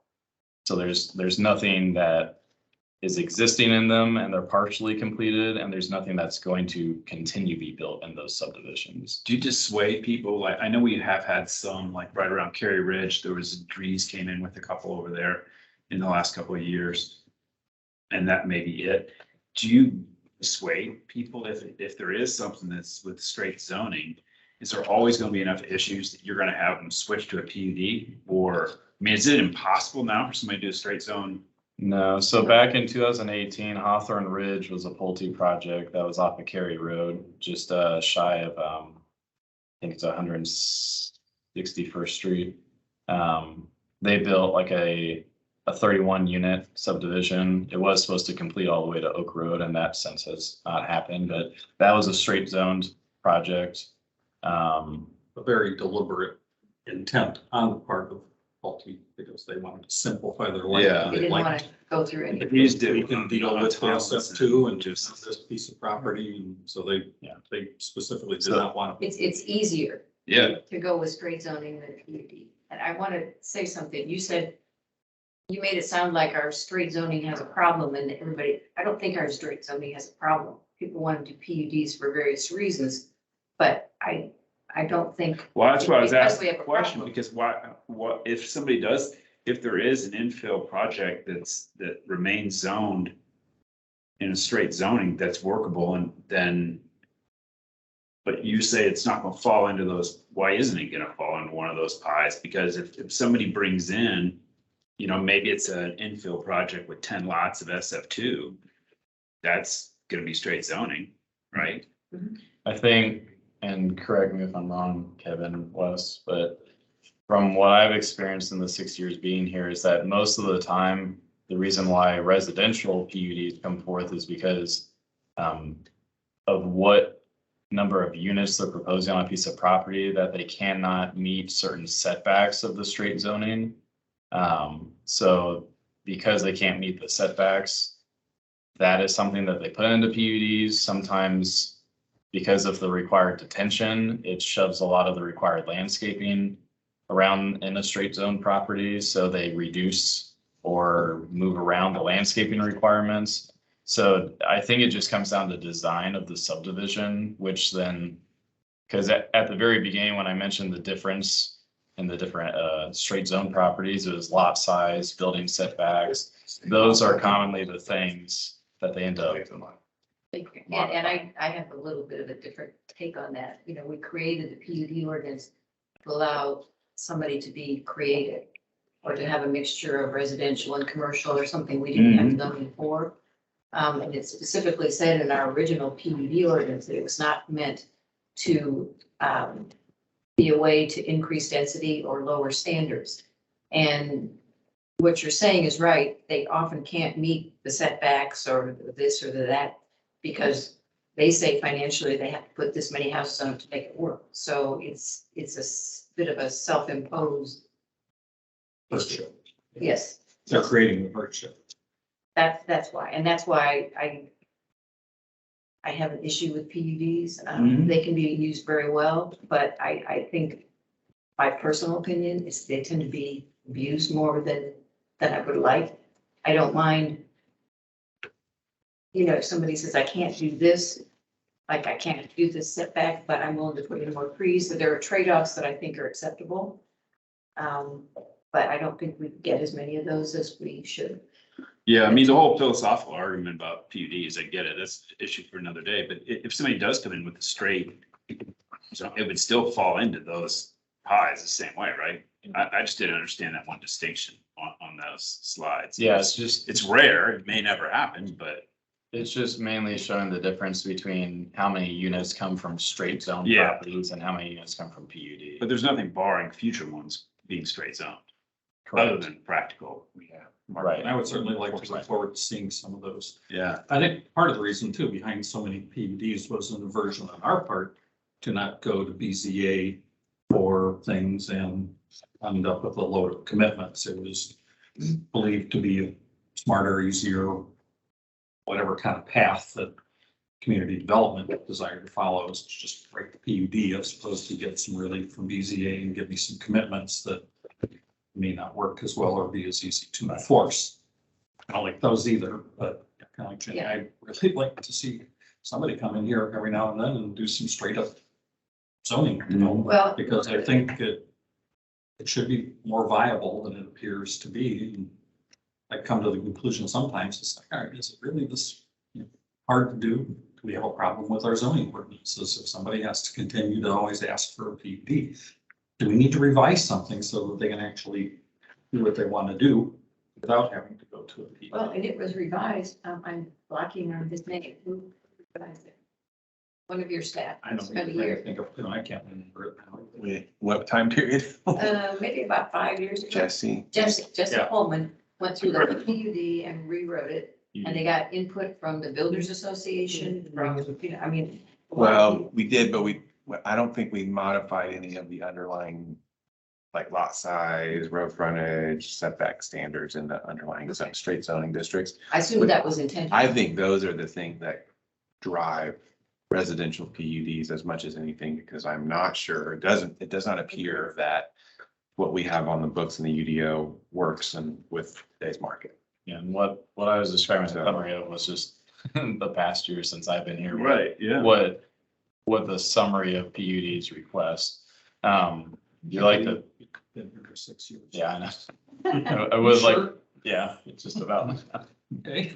I'd like to point out the distinction that when the developer comes to us, they're basically filling out the application and giving it to us. And we look at the UDO and all these standards to see what is applicable. But at the end of the day, we could tell them, does it fit straight zoning? Does it not? And they have the right to submit an application. So does that make sense? Like even if I mean, if they all come in with straight zone projects, great. They all come in. Easier for all of us. Yeah. Easier for us to process.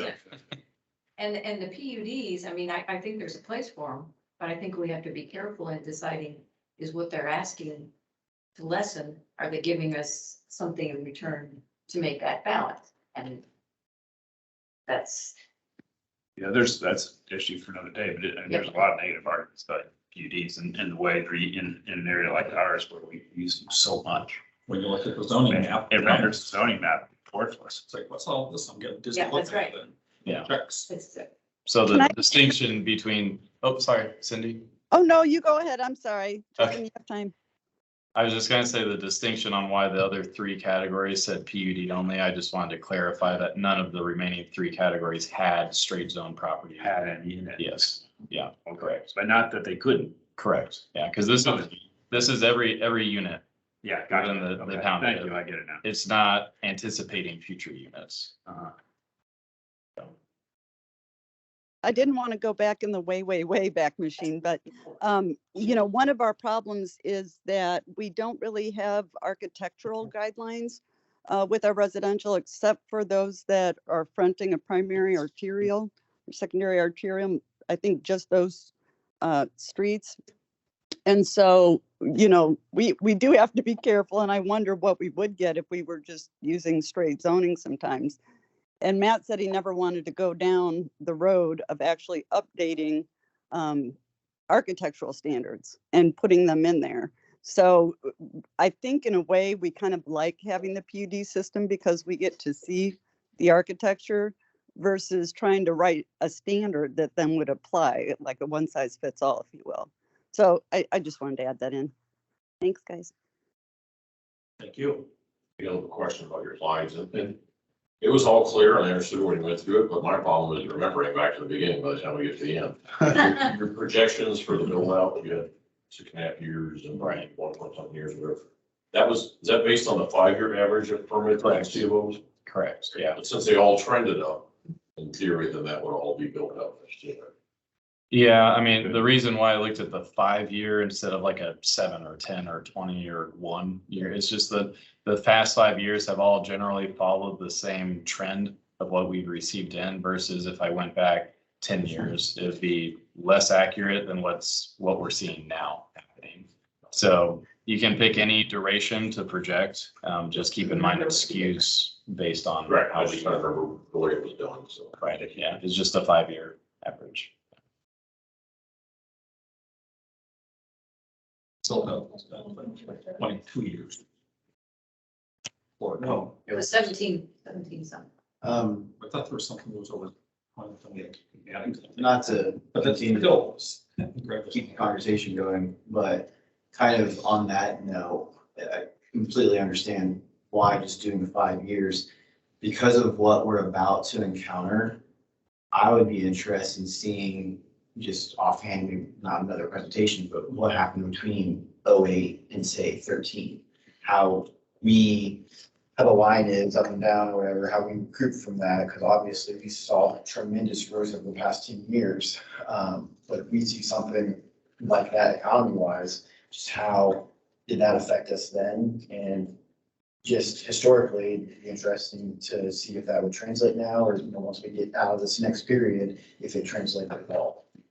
You'd have to extrapolate a lot though, because the numbers back then, just the raw numbers are going to be completely different than the raw numbers that we're getting today. You'd have to be figuring out because of our lower business volume. So compared to today, how does that actually move forward and affect what you're going to project out of this? No. And it's not impossible. It's not quite as simple as what you did. That's more what I'm curious about. Yeah, it's just a trend. Yeah, so really going back that far in time, the benefit is that tracking permits and C of Os go back to a certain date when it was originally first started tracking. Before then, like you said, it'd be a lot of what I call data mining, where I actually have to go in and find it.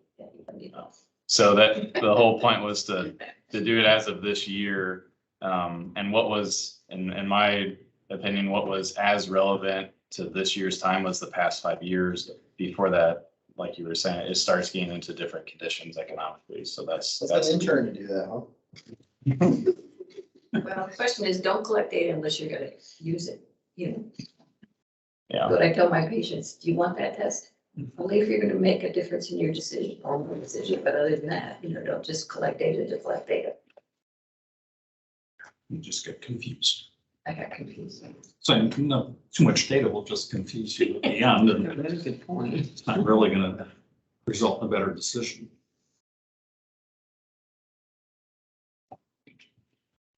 So we have basically, your total is 17 some years to build that.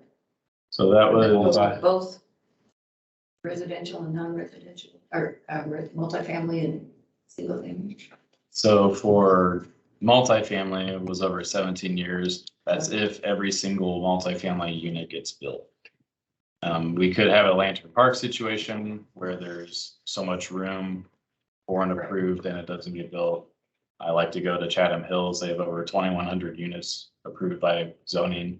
Will they ever build that? I personally don't think so, but they have that approved. So there is some of that discretion in the numbers, in the just shy of 4,000 units that could be built here, multifamily. We know that 351 will be built because they're in partially completed subdivisions. Unless something causes that subdivision to stop building, those 351 units in the gray are guaranteed to build. The 3,312 are not guaranteed to be built, but they at least have approval to be built. So a comment you just made, Chatham Hills has so many units approved, but you doubt that they will ever be built. Why? Because the average acre per unit, if you extrapolate that to all of their land, they're not going to be able to fit 2,100 units if based off the average acre right now. Okay. So that was a quick analysis I did on the spot when I was looking at it. I don't. They built at lower density than they could have essentially. Possibly, yes. And that's, yeah, so like. But that may conflict with their PUD standard. Like I said, it was a quick analysis based off their average acre right now.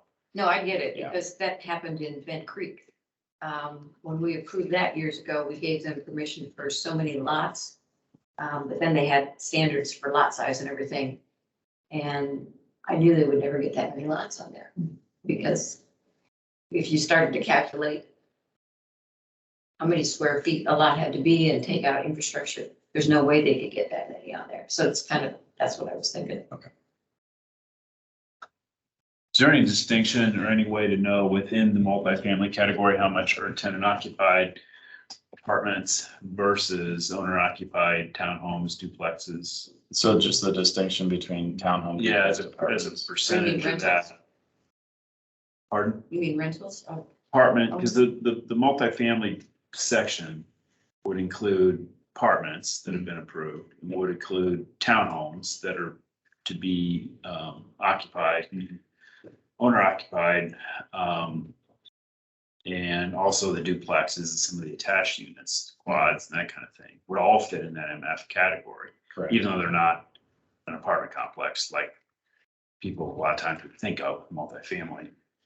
So is there any distinction if we're trying to extrapolate the time frame of, how much apartments we've approved that are out there to be constructed over the period of time? But it's really just all lumped together with townhomes and Yeah, apartments essentially, right? there was, correct. And for this presentation, yes, there was a follow-up request to just see the number of apartments out here. I did that. I can pull that up if you'd like to. No, another time I'd be interested in seeing it, Okay. but I do have that readily available, so if you. great, like, I can great, send it. perfect. That would be good information. But it just shows apartments, so you can kind of calculate out apartments from here, and then you just have townhomes and duplexes. I have not gone to the length of separating out townhomes and duplexes. Since No, that'd be, I know we've had that concern in front of us because we've had so many of these projects that now some of them have built, but until the last year or two, we had approved several that hadn't been constructed yet. So the concern was, why are we approving another one when this was also available to be, could come online? So that'll be good information to have. You sent it to us. Yeah. Yes, I think I've seen. it's a link on the website. Yeah, I think it is. Yeah, it's on the, It's attached to our agenda. right. The multifamily breakdown.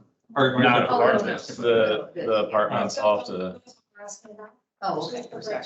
Multifamily. Yeah. yeah, it'll be apartments. It's a separate presentation. I can't remember off the top of my head. It shows specifically just apartments. That's why. So I can't remember if I show the separation between apartments and townhomes, duplexes, like how they all match up in this.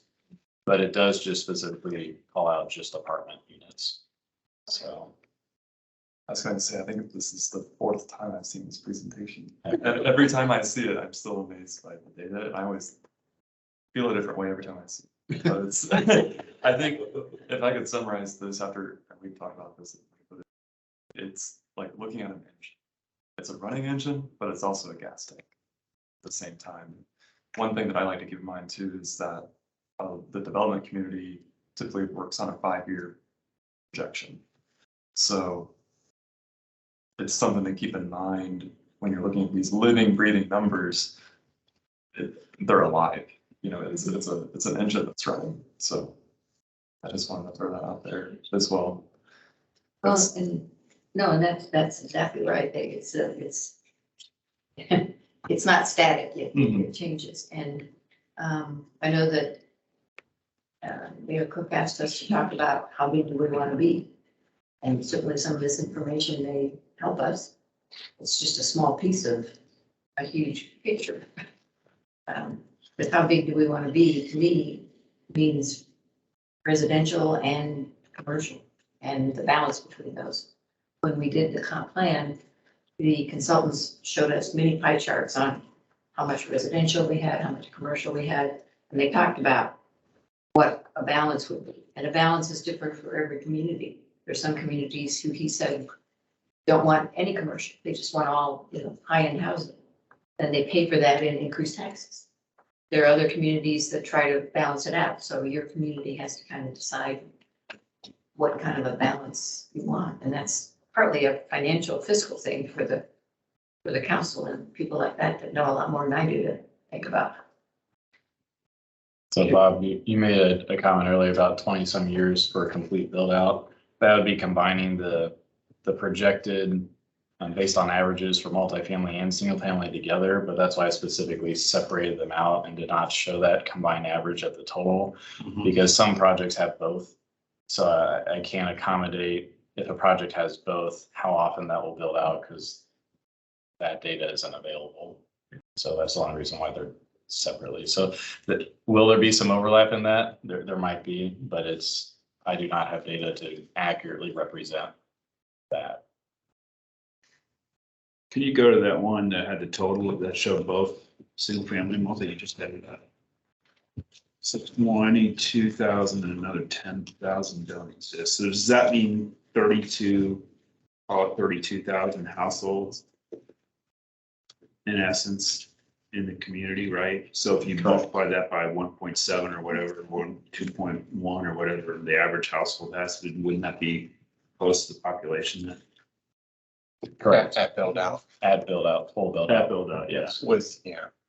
So I would say that the gray and the orange numbers, those will be like, the orange and blue exist today. That's the 22,000. The gray will be coming guaranteed. The yellow is the one that is not guaranteed, but is approved. So the gray can be added into all of this. If at full build out, then yeah, you can add the yellow into that as well. But Does that track with our population number? If you take the blue, multiply that by whatever the household average is, does that track accurately to the population? I don't know if we've done that analysis. I think it's pretty close within range. Because if that's the case, then Jenny's comment about the mayor, how big do we want to get? I mean, that kind of 40. provides. I think, yeah. I don't know that we've looked at just the blue. I think we have looked at the blue plus orange plus gray and kind of projected that. And where did it end And I up? think, You remember? so 70 something, 80, 75, somewhere in there, which I think that does track with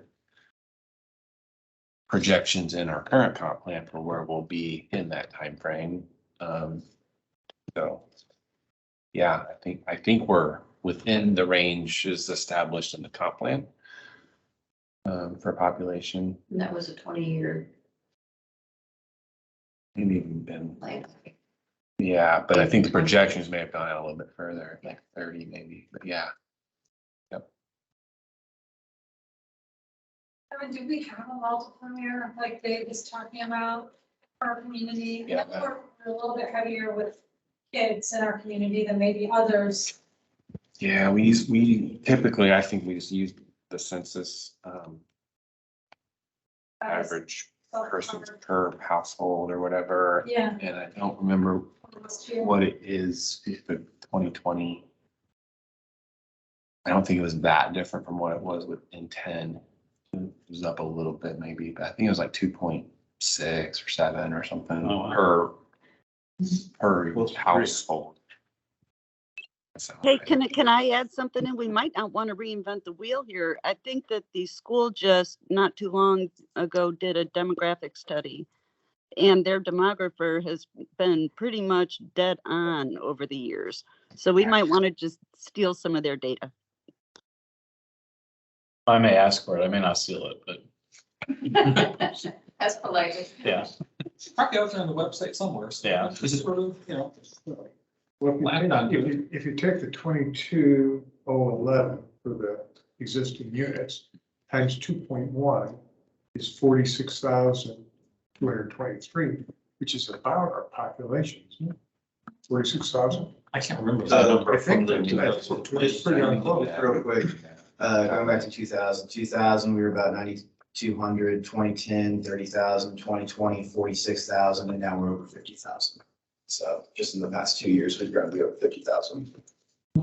so yeah, then that does track. Too. So whoever asked the question, does the blue match up to our current population? I think it does. Yeah.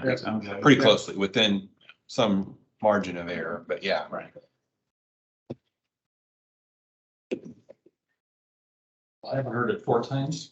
I've heard it twice. Okay. And it's much better live than watching it on my There you go. computer screen or television at home. So are there any other questions? Do you want to take a little break? Do you want to dive right into the next presentation? Do you wanna- Oh, your 15-minute and question time to 45. Okay. So do we want to do commercial tonight?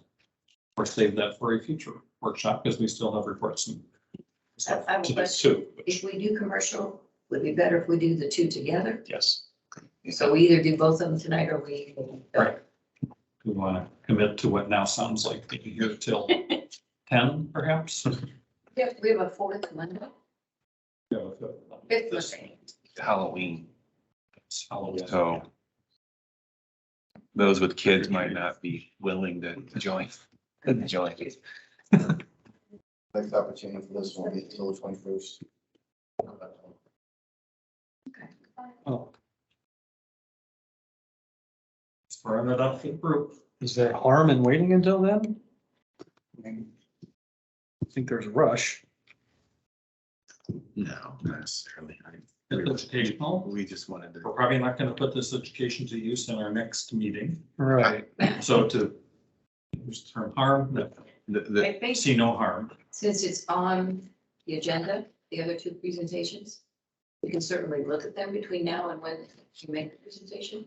And maybe we'll be able to have a little bit better handle on it and be able to ask some more poignant questions. One of the unknowns is we don't know what will be on the agenda for other discussion on the 20, whatever, 1st of November. So if there's 2 or 3 or 4 PUDs, I don't know. I mean that, so that may. I know, right?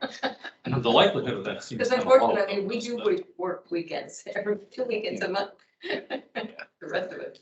So I would just as soon hear the two together, and I think it's late enough now that we wouldn't absorb it as well as we should, and we could go home and get on the website and Right. look at this PowerPoints and. I agree. And I did look through the Yeah. residential fairly thoroughly over weekends and earlier today.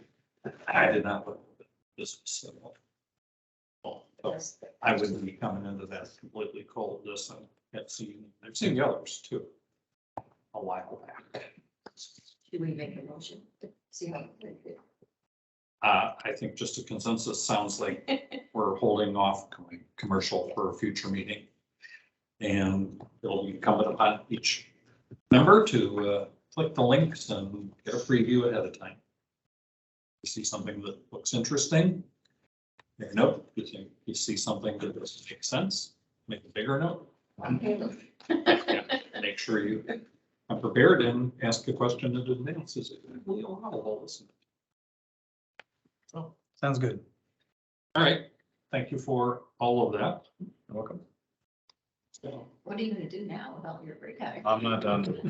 I'm not done with Just this. kidding. keeping an eye on the next evolution. Yeah, I'm counsel, so. It's a moving target, right? Yeah, it will be. It's not why, but that's fast. All right, well, the wind down here tonight, item next in reports and comments is in general from Plan Commission members. Comments from anybody in the group on general stuff we might all want to hear about? Hearing none, we'll look to Kristen for a downtown update. I did have one quick question before we move to this, just on something that came up and Kevin and I kind of exchanged emails, so I just wanted to kind of get clarification. So at our last workshop, the petitioner asked me to send ideas for amenities for that plan. And so the next day I did compile like 3 or 4 pictures of some amenity ideas around that pond. And my understanding coming out of that meeting was that staff would share that with all of you. I should send it to staff and they would share it with everybody else so you could see it. Like it or think that you agree with it, but just see what was kind of given to the petitioner, so we're all on the same page. So then Kevin and I kind of exchanged some emails and he's like, no.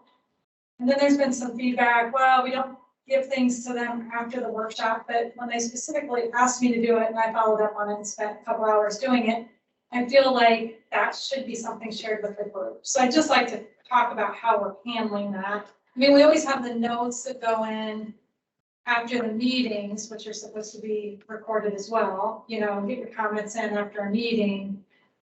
So I would just, I know this is brand new and it would just be really helpful to kind of understand how we're gonna share information. I mean, I just think it's. And I guess I'll give my perspective on that. I feel like what you had presented is probably not a problem in and of itself to, in my opinion, to share it with the group, because you were following up on a request.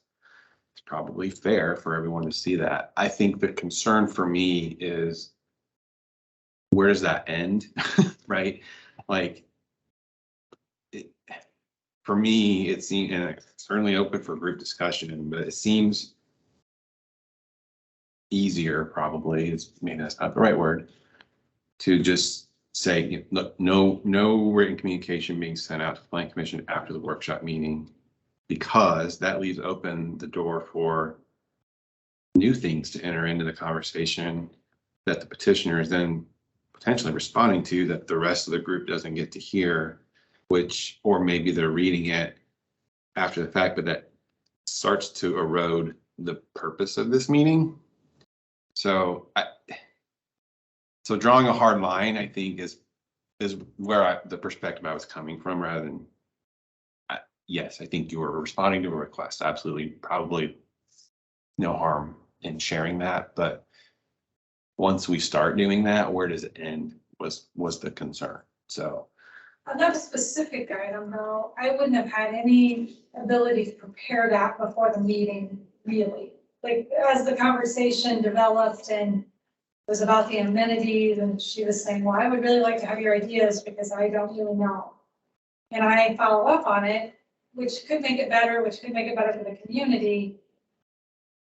I don't know. I'm just trying. I guess to figure out this. my question, why, and this is maybe rhetorical, but why does it matter what the other 8 members see or think about that? When you're responding to a request from a petitioner, not you, royal you, right? When somebody's responding to a request from a petitioner directly, I guess I'm not sure I understand why everyone would need to see that anyway. And I don't feel the need to see that. I agree that if somebody sits in here with us on a night like this and says, I need your further guidance to try to illustrate more specifically the concept we discussed, but it couldn't really be fully understood without a little more information. So if that can't come in the meeting, it needs to come subsequently. And I don't feel the need to have to see that. I heard the discussion where there was a request and they should get the information and deal with it however they deal with it. I'm not sure where I would feel a need that if there was something that was provided that I needed to share in that as well, because the expectation is we're going to do all of this. Somebody has a visit here, air it all out for as long as it takes, get the exchange back and forth, however many times you have to do it. Then they go fix it and come back for a recommendation. And I think it's important that we try to be as efficient in following exactly the path that will result in that as we can. And things start going back and forth further after a workshop meeting. I'm not sure, I'm fearful that there's a horrific downside, but I'm not sure there's an upside for that to happen either. Guess I don't know the right answer. I like communication to be open. I hate really hard lines because I think sometimes you lose some creativity with that. If there were, I guess, maybe it's a judgment for you, if there were numerous people who were concerned about an issue and the petitioner said, can you send me something? And maybe having the group have it because there are numerous concerns about it, not just one. It's kind of a judgment call. I understand both sides. Mm-hmm. I understand we can't keep having things going on after the meeting. Hopefully everything will be resolved as best it can, and then the petitioner goes and does their thing and we vote. I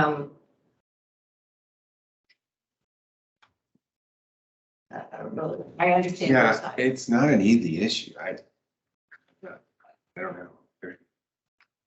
Good and bad to both approaches, right? I think Yeah. so. That's why you're a director. Yeah. You need to be able to make those decisions. I don't know for sure this is a good idea, but it seems like maybe there could be a change in technology that could be part of the solution. Maybe it's not an email. And as we use, I don't know what each of you are doing during your day jobs, as we do fewer and fewer emails and more collaboration platforms, pick one flavor, whichever one you want. Maybe that resolves it because it's not a direct party-to-party communication just gets posted for that project. That's a can of worms, I understand, for the city to be able to set up. So I don't know if that's even the right solution, but maybe it goes that direction someday. Yeah, I'm not following how that would work. I don't either, but Teams, Slack, and all the different ones where you're working in a team, and for us, this would be the team. You post something in there, and you'd have to create a channel. Again, that's the software specific terminology. They don't all call it a channel for each petition. Petition. Oh, I see. But in the context of what we're trying Like to a- accomplish in a workshop, like a comment. it did go that route for some. Like a Dropbox.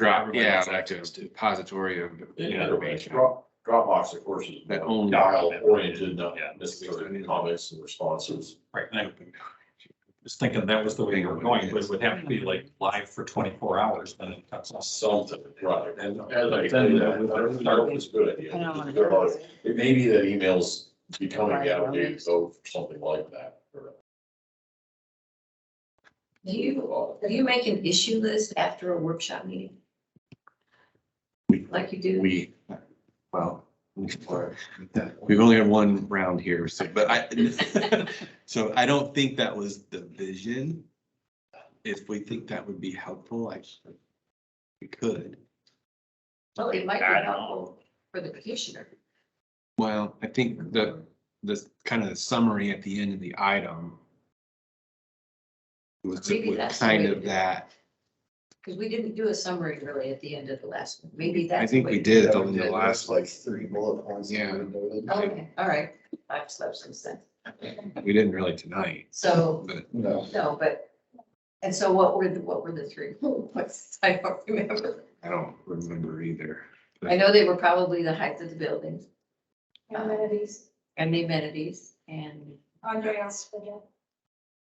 Separate. Oh, you mean Oh, yeah. tonight? I'm No. sorry. No, From the last previous time. meetings, the Last three time. bullet points that, and I honestly couldn't have Okay. enumerated Well, those, but I did think it, we so just that's came good. up with them collectively. Yeah. It was that 3.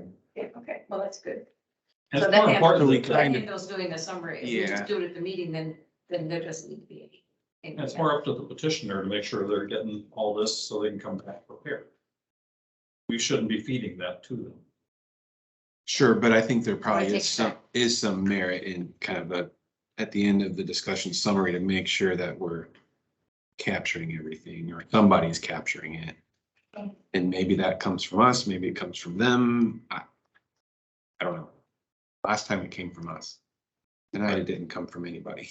And I was really So, going into these with kind of a belief that the structure was such that they should be saying, now this is what. yeah, Come I back to agree do. with you. You guys should, this is what I'm gonna do and it should satisfy all this stuff that we've just discussed. I agree with you. And that they, I think it's their project. Yeah. They should. we're doing this to help them, but they need to be taking that help and making certain that they have it and carrying it back to these little cubicles to do what they need to do with it. So maybe you ask them at the end of it, now what are you gonna go back and do? I think ideally, if the petitioners came prepared to facilitate in that manner, then they might use this is probably point one, I'm guessing in here, they may use other tools. That's the parking lot for topics as they go, things that we may each experience differently in our various professions.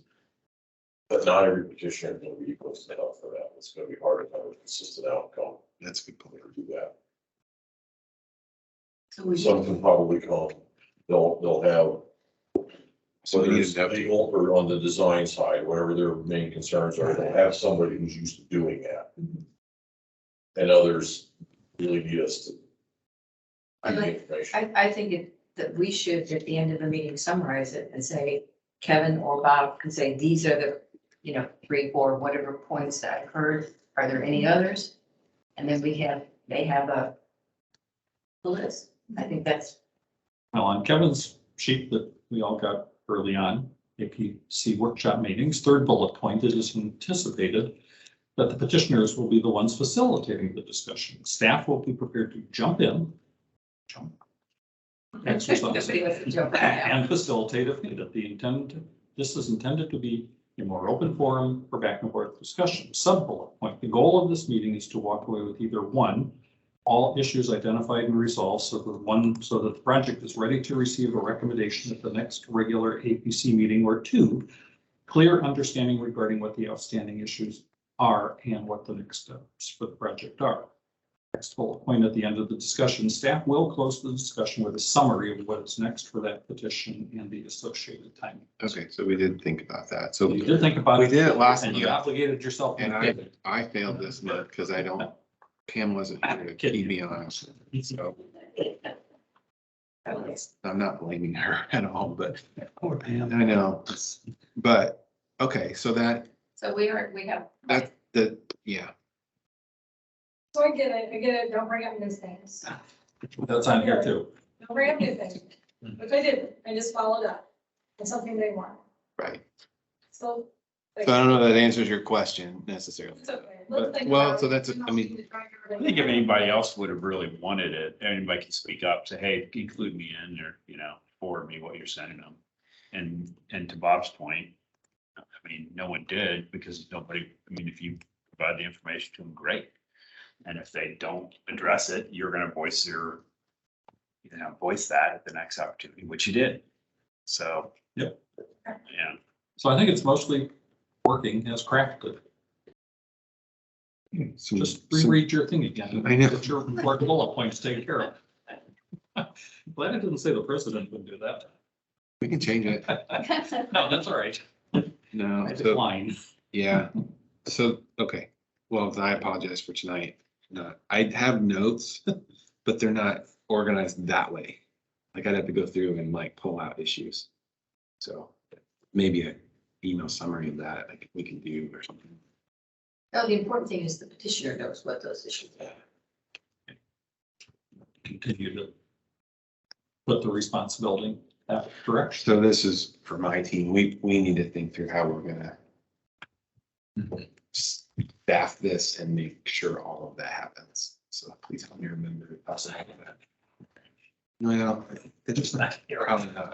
To just follow pain. Because you need somebody taking those notes with the intent for. Yeah, extrapolating. because I was taking notes with a different purpose in mind, more like minutes. Yeah. And yes, right. Somebody needs to be, okay, here's one that goes on this as it happens.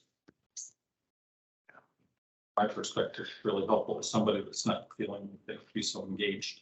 Make sure you all talk and all that kind of stuff. I can't keep notes like I used to when I was sitting further one direction or the other. I have pages and pages of them, but nowadays I make very few notes because I feel like I have to listen more intently to everything that's said and try to make sure everybody talks. And Every time somebody asks, put it on the whiteboard, everybody sees it.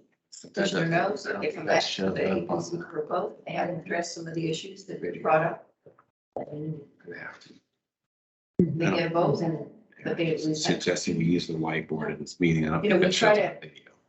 I think sometimes we nudge a little and we keep doing it, we keep, at some point, here it is. Adjustable camera. And when you come back, if you haven't done what somebody thinks is really important, they're gonna vote against it. If you have, then, at some point, I don't wanna keep saying, pulling things out of them. I mean, at some point, here are the issues, come back. If you met them, then people are gonna vote for you. If you didn't meet all of them, somebody may vote against it. And thank you, Bob, for reading the intent, and which is all familiar as you read it. Like, oh, yeah, they were supposed to facilitate that. Maybe over time, petitioners will get the gist of that better and will facilitate. I mean, I think of the design workshops, the recent ones, last week I was in one. We have dot polling, we have participants going up to different whiteboards with different topics with Post-it notes. It's a very interactive, but very facilitated workshop where you draw all those things out. And you are having somebody extract those key issues, and at the end of the day, you can go back and look at them, or, this petitioner, and not knocking them, again, maybe we're early in this process, or at least this round of it, I wasn't around with them before. They showed up ready to sit here and just listen to us. That's not really facilitating. Right. Yeah. It's not at all the intent. So, yeah. All right. Downtown, I think we're ready for downtown. Okay. Once they Thanks, do this any longer. sorry, I it'll got be shorter, the downtown thing, sorry, it's my first thing. So MKSK gave a very nice presentation last week regarding the downtown. Kind of ran out of time. And so the presentation has been given to all the team members. Everybody's reviewing it. We need to break down costs a little bit more with MKSK, I think, to make some decisions. But I don't know if you guys have anything to add to that, or Mike, if you do, from their presentation. I think we're going down a really good path. It's exciting. I'm pumped. So, It's a great presentation. Yeah. so this is the. I don't want to. 32 streetscape, right? is what we're Yeah. talking about. And it sounded like some people were ready to say, well, we need to chop that. It's like, no, it's way too early to be chopping things. Yeah, the numbers are really big, but there's some things within those numbers that we just don't know how they're going to affect it up or down in some cases. And I continue to want to actually reach for the highest bar that we can reach for here and take our once in a lifetime, in my kid's lifetime and somebody else's lifetime, probably opportunity to really say, or Indiana anyway, here's Westview, look at what we can do. It's gotta be killer. So we can't get killer on the cheap. I thought it was interesting that the total number came back within the same ballpark as the initial estimates, right? From both groups that we talked Yeah. to. So it's not It like, wasn't a horrible $1 million. yeah, the surprise. numbers are the numbers. So I think that, I mean, at least that brought me some, I felt good that we're still all talking the same thing here. So, yeah, We need the sizzle and it'll be, sizzle's gonna have some. whatever we do is gonna be good. It is improvement. And in the future, there will be a meeting where maybe we have to get out of scissors. And at some future meeting, we might need scissors, but we're not there yet. It is, it's like, there's trees on both sides, there's trees in the median going down the middle, there's natural plantings in the median. Because it's going to be really too dangerous for public works to go out and mow grass, and so it gives us another opportunity to really. That's a good thought. I wouldn't have ever thought of that. The panel brings that up all the time. Irrigation and all. All the, how many hours it takes to hang banners in posts and when you have to do it. And Yeah. I suggested that, you know, you do it from 10 PM to 6 AM. I don't think he really considered, because they're talking about closing the road and how dangerous it was. It's like, well, it's not really as heavily driven at night. Why don't you go out there at 10 o'clock at night with your truck and do it till 6 AM? He's going. It's like, well, and I actually was sitting next to him when I made that comment. We oftentimes sit next to each other, but he sort of said, oh, yeah, I guess I could do that. He didn't kick you on the table or. He did not. If he was trying, he missed. Just a real quick comment on the streetscape. Grand Junction just won first place in Landscape. landscape design across central Indiana. So I think it's very important that we do something that complements Grand Junction and not just try to piecemeal something in. So yeah, it won't be cheap, but it'll be something that'll be beneficial to not just the right now, but future generations, bring in more people, actually build a downtown. So Whoever it was that brought that up at City Connection on Tuesday corrected themselves. And I said, now you all have to remember to do this too. You refer to it as award-winning Grand Junction. Slip that in there every chance you get. That are award-winning. Plaza. So take note. It did, I've seen it. oh, yes. I was there, so I should know that. All right. But no, it's gonna be good. Coming along really well, and excited to show them. We're really close. Are we going to have a virtual city council liaison or a in-person city council liaison with an update? I can do it virtually here, and I will warn you, we had a 4+ hour meeting. And so I'm gonna try and go real fast though, okay? Yeah. Cliff Notes. What'd you say, Bob? I'm sorry. Cliff Notes version. Cliff Notes version. Yeah, I'm gonna try. Okay, so the mayor proclaimed October as National Disability Employment Awareness Month. Linda Nass gave the third quarter update from the RDC. We had great updates from Steve Latour with DWA and Kayla Arnold from our Westfield Welcome. You should, if you have time, go back and listen to those. They're really, really nice updates. We approved the I-Beach at Grand Park PUD and the Wheeler Landing Amendment for the Market District.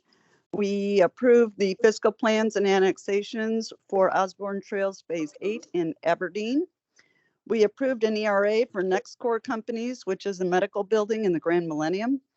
We had an introduction for an additional appropriation for several items, including a salary adjustment in the administration's department, the initial design fees for the new police headquarters, and various legal fees. Let's see, introduced the 2023 budget and held the public hearing. And the deputy director from Hamilton County Emergency Management presented their county plan, which then we approved. They asked all municipalities to approve, which we did. It's awesome. You guys should all read it. It's long though. I think it's 146 pages.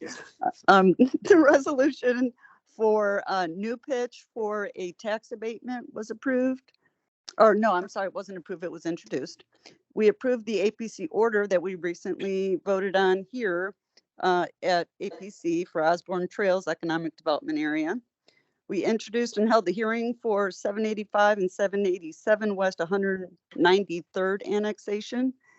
We introduced ordinances establishing the policy for recording capital assets and amending the materiality threshold.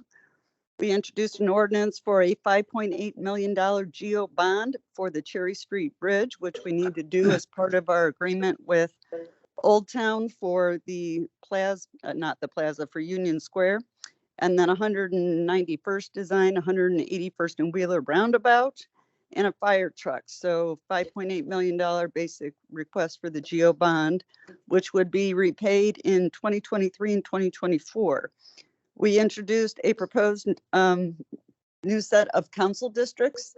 So you might want to check that out on the map. It is quite a bit of a change, especially for what would be Jake Gilbert's district currently serving, District 2. And then discussion of term limits. And our state code is silent on the matter. And our council had some discussion on whether we wanted to consider any kind of resolution or ordinance concerning that. And that was it. Thank you. Thank you. BZA met in between. We did. meeting And now, another couple of pool items. So there was one, that was how we warmed up, had a pool location variance in Beacon Point, I think it is, off 146 up over west of the Best Buy, that subdivision there. That was approved. We had a petition for on Little Eagle Creek Avenue, west side between 156 and 146. There's a property owner there that wanted to build a house for their daughter, and they needed a setback variance. And a lot of those places along Little Eagle Creek, we've had issues there, a lot of petitions because they have such little buildable land, even though they have large tracts. Most of it is not buildable because of the creek. And that was the case with this, and the variance was granted.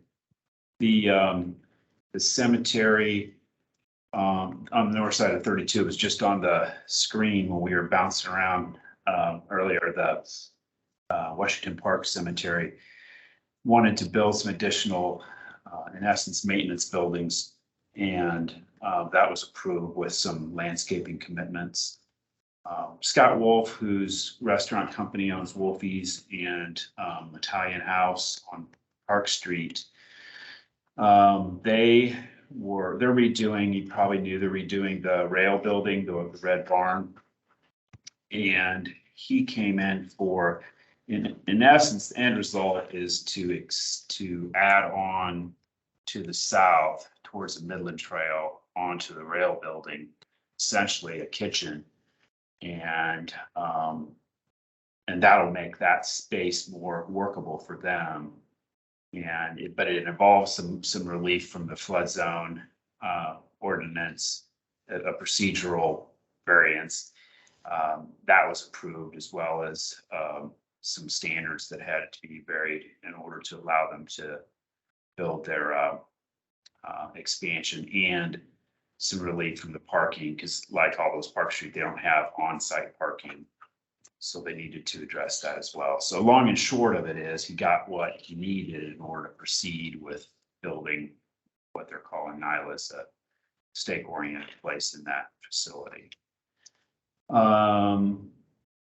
Patch development, on 169th between, Oak Ridge and in essence 31 there, South Park Drive on the north side. He's got some buildings there that there was a, indoor sports use in one of their enclosed industrial buildings, and it just was not a permitted use within that district. So for, open industrial.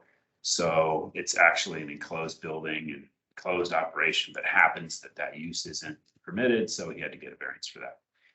And finally, the